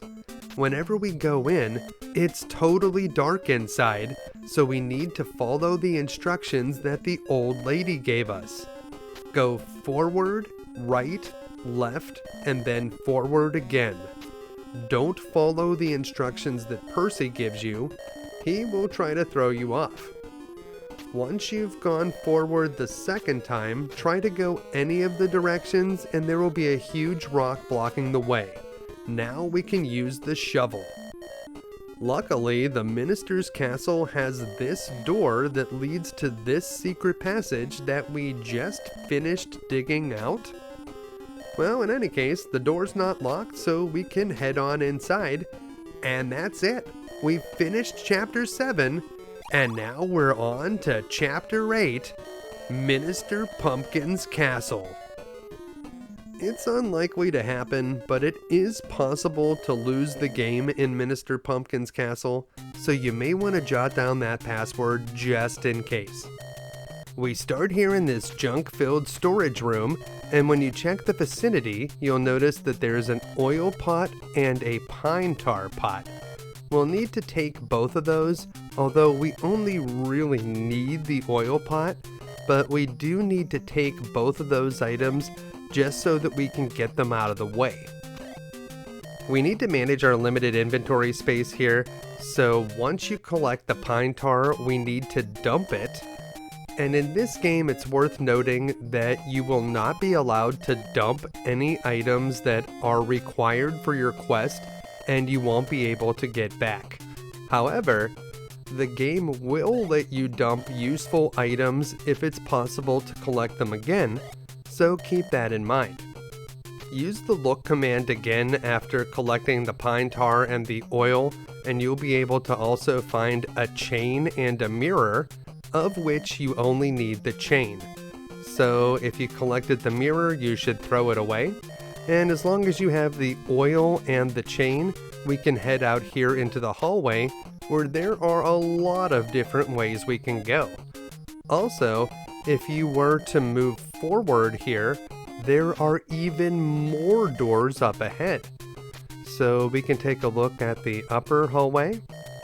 But you won't be able to go anywhere up here because any direction that you try to move in the upper hallway will be blocked by this guard. We don't have everything we need to get past this guard, so we'll have to head back to the lower hallway. There's a certain order to doing things here in Chapter 8, and the first thing we need to do is go to the near right door down in this hall. So move to the near right, and all of the doors in this hallway look identical, but this one is another big handsome door. We hear someone inside, but how can we get their attention? Hit the door and then try to move away. Whenever we do, someone will open the door. Is that Princess Tomato? That's a tomato all right, but she's no princess. The actual princess has a star on her forehead, and when we talk to her, we find out that she's the princess's chambermaid, and she says the princess went to take a bath. Learning that the princess may be in the bathroom will unlock a door on the other side of the hallway, the far left door. There are actually two doors on the left side of the hallway, the far left and the near left. And if you want to take a look at the near left door first, you can, but this door is permanently locked and we will never be able to open it.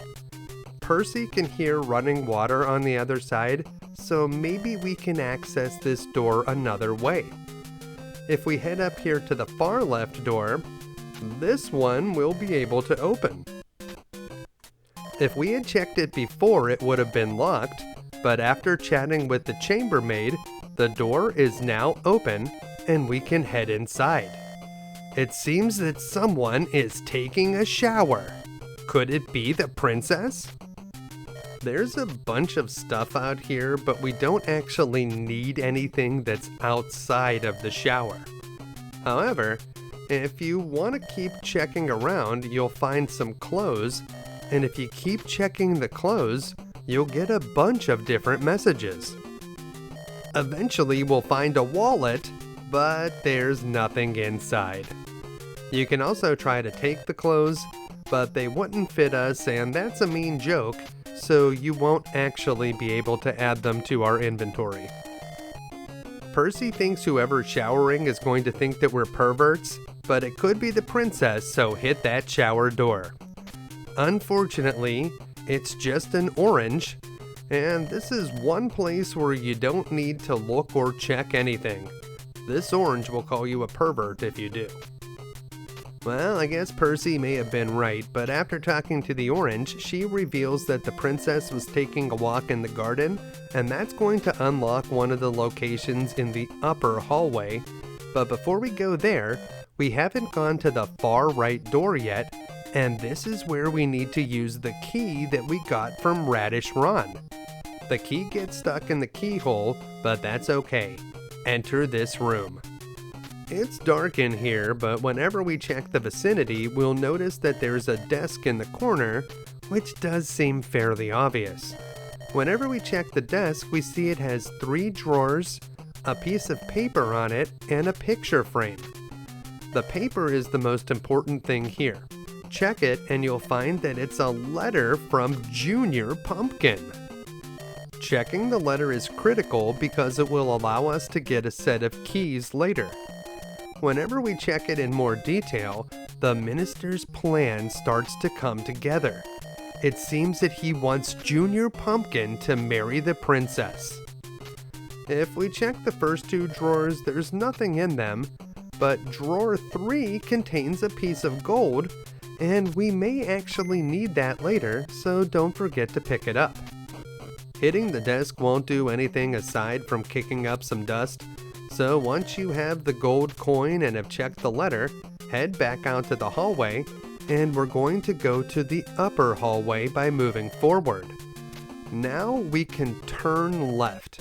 You won't be able to go to any of the other locations in the upper hallway, but you will be able to come out here to the garden. Look first, then check the pond, and when we do, Percy will get too close and fall in. Oh no! We know that he can't swim.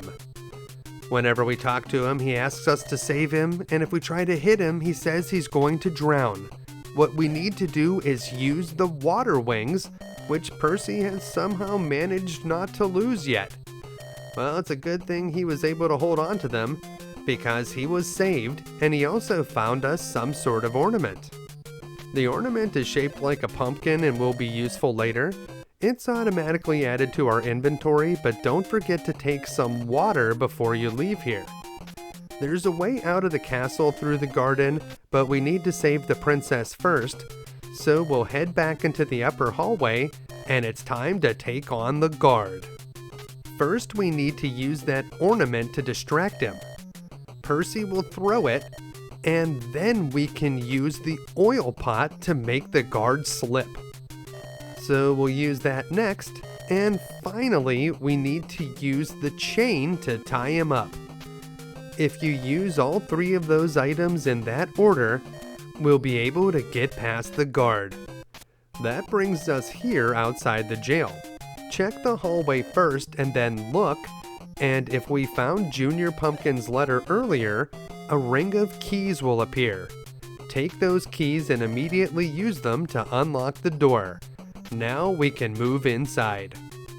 Well, it looks like the minister has his own private stash of captured vegetables. This is why we are fighting back. When we check the lettuce, we find out that he's very dirty, which doesn't seem super relevant, but it actually is. We wonder if the garlic is related to our friend the Garlic Wanderer, and something about the pepper makes him look greedy. Talking to these guys in our farmy disguise isn't going to get us very far, so what we need to do is once again use the crest of the resistance. Once we show them the crest, they will know for a fact that we are not farmies, but we're actually vegetable people that have been eating magical grass so that we can shapeshift. Now when we talk to the bell pepper, he says he'll trade information for a gold coin, so we'll give him the gold we found in the desk earlier, and he will reveal the secret to defeating Minister Pumpkin himself, so make sure to remember that sequence. After showing the crest, look again and we will notice a barrel in the corner. Check that barrel and it seems to be an ordinary barrel at first, but check it again and we will find a white leaf. Check the white leaf and we'll find out that he's all dried up, so we'll need to give him some of the water from the garden. After we put the water on white leaf, he suddenly regains consciousness, and when we talk to him, we see that he's an entire person wearing a collared shirt. This guy's a bit suspicious at first, although we did revive him with the water, but when we show him the crest, he'll know that we can be trusted. Talk to Whiteleaf again and he will reveal Junior Pumpkin's weakness. He's allergic to caterpillars. With that, we'll leave Whiteleaf and his Charlie Chaplin mustache behind, and now if we check the dirty lettuce, we'll find a caterpillar. Don't forget to take it, we will definitely need that later. Once we have the caterpillar in our possession, we can head back to the main hallway. Now that the guard is out of the way, we'll have access to the other doors, but the only one on the left side here we can actually open is the near left door. The other two on the left side are always locked. There's a woman sleeping in this room, and is it Princess Tomato? No, it's the chambermaid from earlier. Fooled us again, chambermaid. Check the door on the right side and we will find that it's unlocked, and we will be able to get through. We don't want to wake up the chambermaid, she has certainly earned a nap.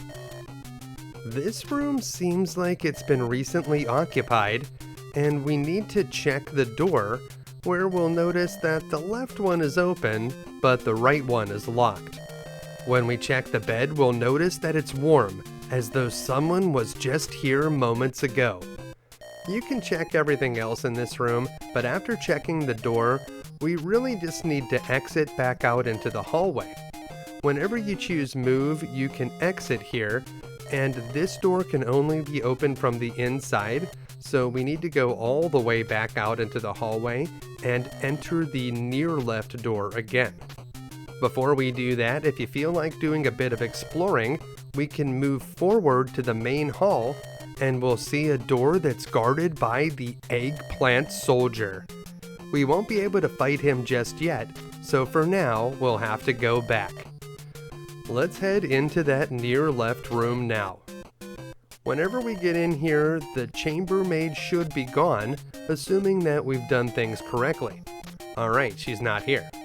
Head through the door on the right, and this time we'll be able to open the door on the right side. We haven't been able to get in here before. This mysterious dressing room has several interesting features, including some pear-shaped light fixtures, because they just have the greatest light fixtures here in the Salad Kingdom.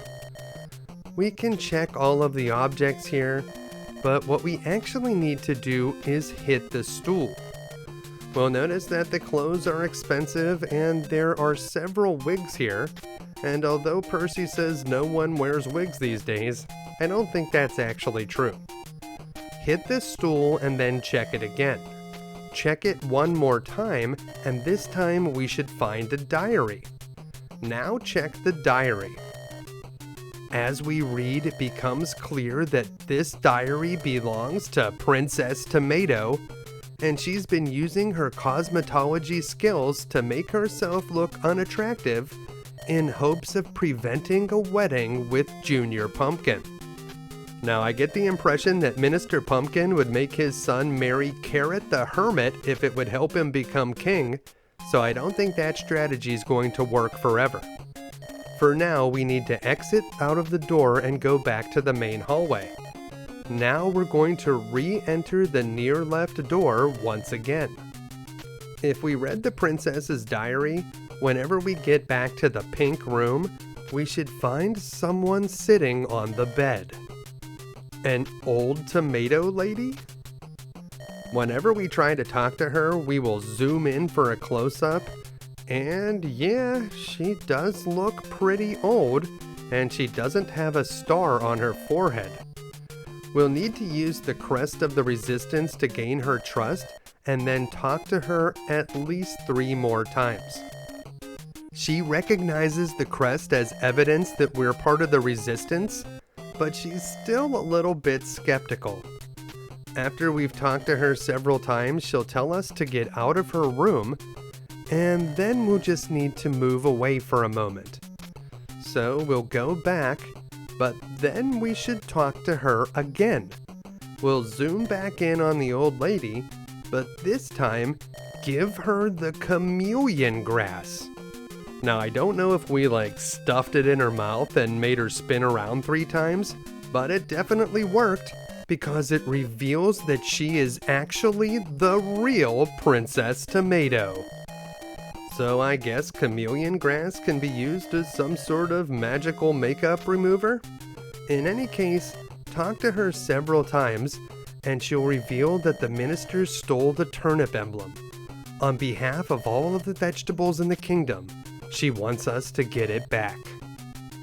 If we've revealed the true Princess Tomato and we have the caterpillar in our possession, we should now be able to face the eggplant soldier. So we'll move forward in the upper hallway, down here to the main hall. Percy says that this guy looks like General Noriega, and yeah, I can see the resemblance. You know, there is a lot of facial hair in this game. Who knew that when the plants gained sentience, that they would also start growing beards? Beside the door is a trophy for winning the 12th annual Finger Wars competition that was awarded to Minister Pumpkin, so you know that guy's going to be tough. It seems that fighting is our only option, and when we press the button, we'll zoom in on the eggplant soldier. He looks like a formidable opponent. Whenever we battle this guy in Finger Wars, he plays totally random rock, paper, scissors, so it'll take some luck to beat him in that part of the game. However, whenever we win a round of rock, paper, scissors, he always looks up. So whenever we get one, we will score a point 100% of the time. If he gets us, there's only a 1 in 4 chance that he will score a point, so unless we get terribly unlucky, we should have no problem defeating this guy. With the eggplant soldier defeated, we will now be able to pass through the large door. He'll smile at us if we try to talk to him, so let's just go on inside. On the other side of the main door, we come to the throne room. In here, if we look around, we'll notice the chair where the minister sits, some clothes, and also a cradle. You can take the clothes here, but you won't need them for anything. The most interesting thing in this room is the cradle. There's no sign of a baby, so why would it be here? The princess isn't carrying the minister's child, is she? Well, that's not something we're going to get any answers to right now. So we can take the clothes if we want them, we can try to take the other things, but we won't be able to. And it turns out that the door in this room is unlocked, so we can just head on into the next room. Inside, we seem to have found the minister's bedroom. And when we look around, we see another trophy? Is that what that is? It looks more like a modest receptacle for cremains. Whenever we examine the trophy, we find that it's empty inside.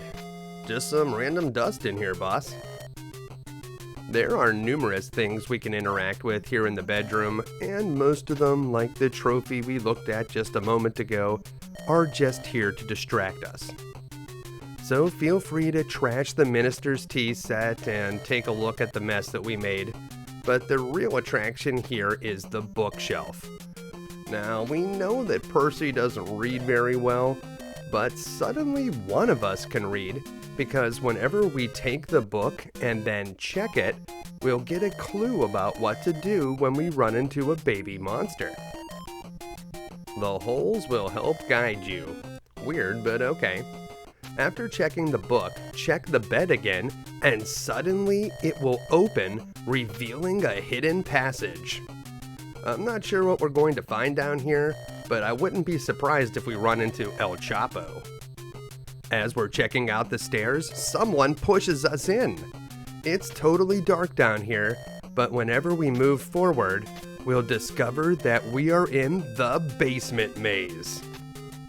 There is no treasure to find here in the basement maze, and if you step onto any of the squares marked with a red X on the map, you'll have to battle the Mama Monster. So I'll show you what that looks like right now.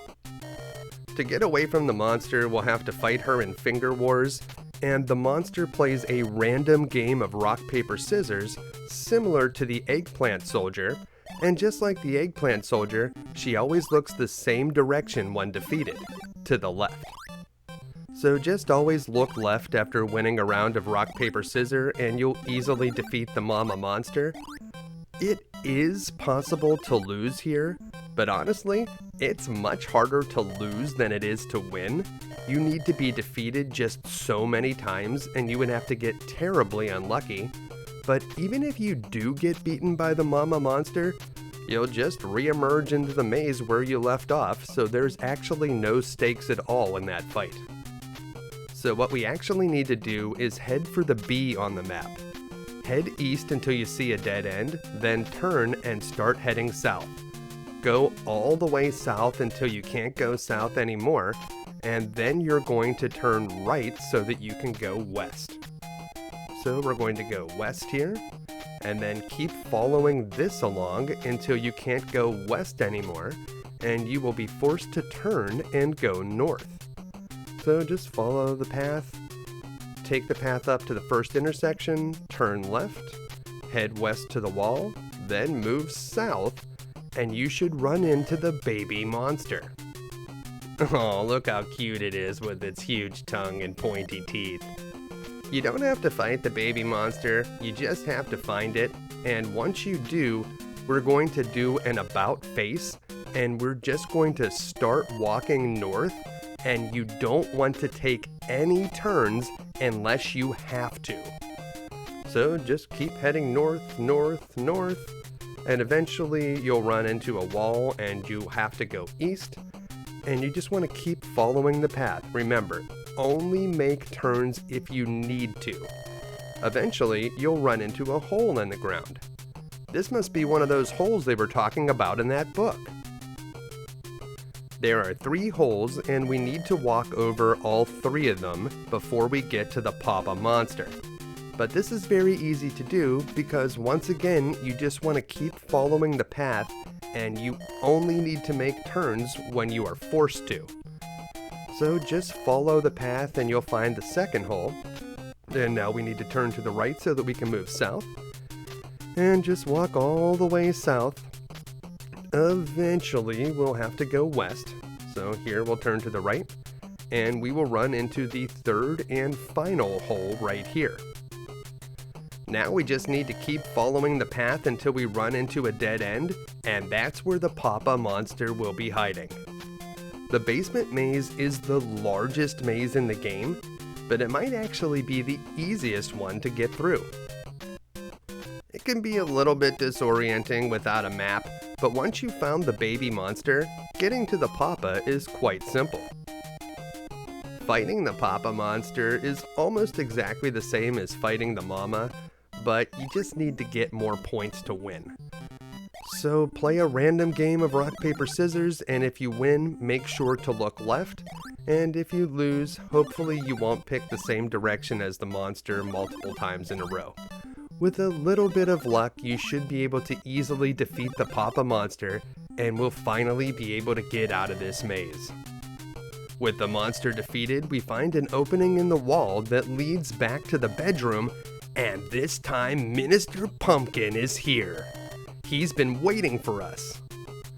When we talked to the bell pepper in the prison earlier, he told us that the minister always does the same pattern. Rock, rock, scissors, paper, paper, rock. As long as you know this, we should be able to defeat him.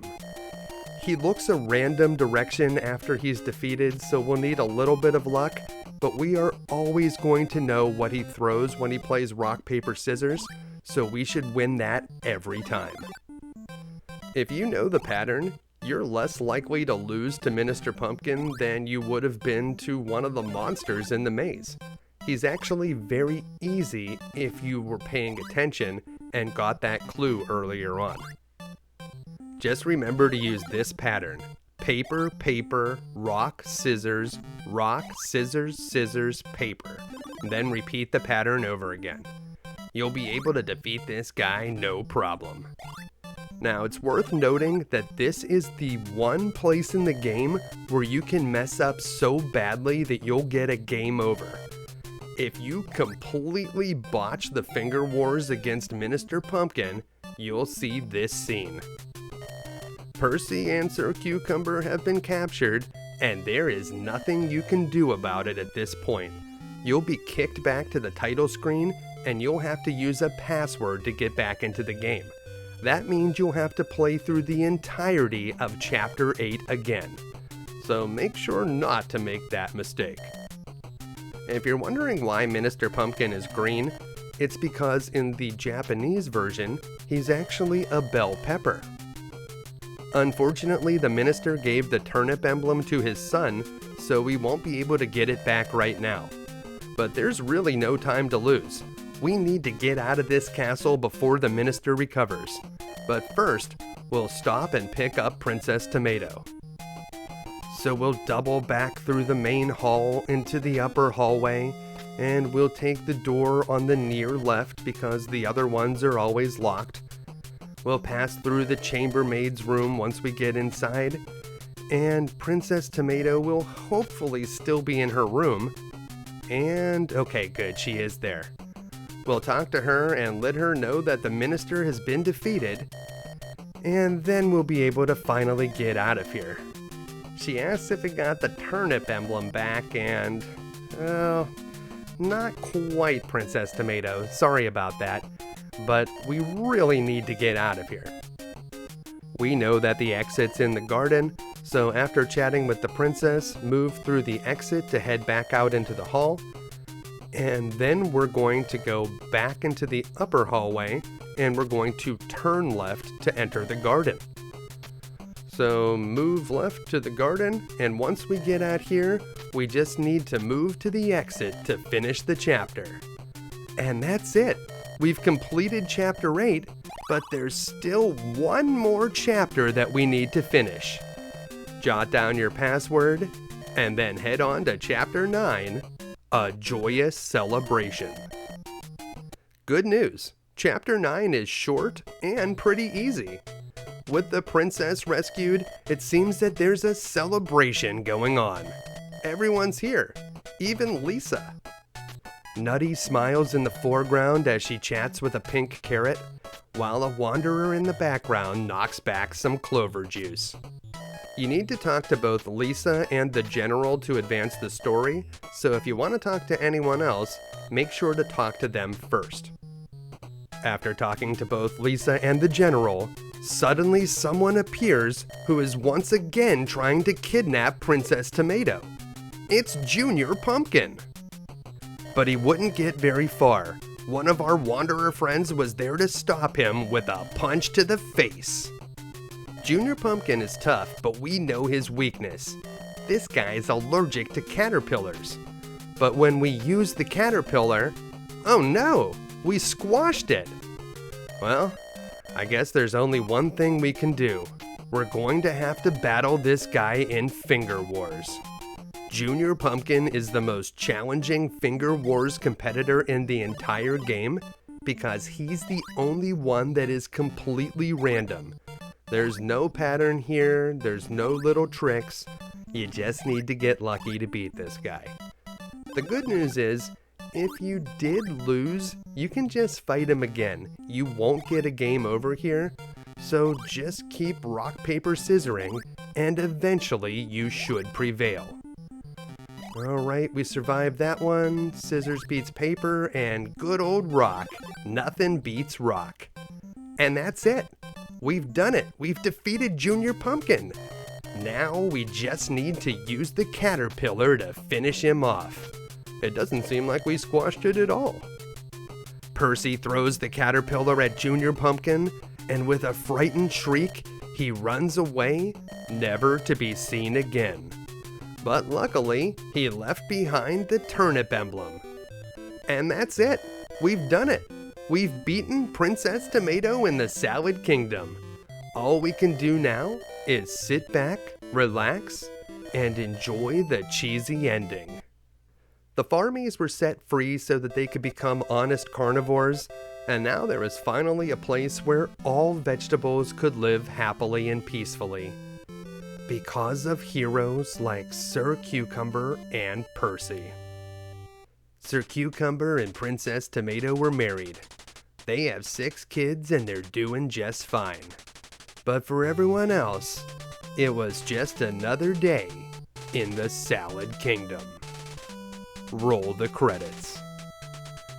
This is a game that I rented several times as a kid, and I don't remember ever getting very far, but I did find it fascinating, and I really wanted to know how to get deeper into it. I think one of the main problems I had with it is that I was more used to games like Shadowgate that work a little bit more logically, and in this game, you may need to repeat the same action over and over again to get different results, and that's not something that you really do in a game like Shadowgate. All that being said though, this game is refreshingly creative, even by modern standards. You have all these weird vegetable people living their vegetable lives. They settle their disputes with this strange version of rock, paper, scissors, and there's even 3D mazes thrown in. This game's got a little bit of everything. I still want to know where Lisa came from though. Did the people making up the game run out of fruits and vegetables to turn into characters? Couldn't they have made her like Sally Starfruit or something? There's so many. This game didn't get any sequels, but if it did, there's a lot of material and threads that the developers could have run with to make a very interesting second game. What if the characters had found some sort of laboratory where the vegetable people were created through some sort of weird genetic experiments? That would be something, right? Well, I hope this video was able to help you finally beat Princess Tomato in the Salad Kingdom, finally restoring peace to the good people of Saladoria. If it did, make sure to give it a like and make sure to subscribe for more videos, because there will always be more evil pumpkins trying to kidnap members of the vegetable monarchy. And that's why we'll be back again next week with another video game you can beat. Thanks for watching.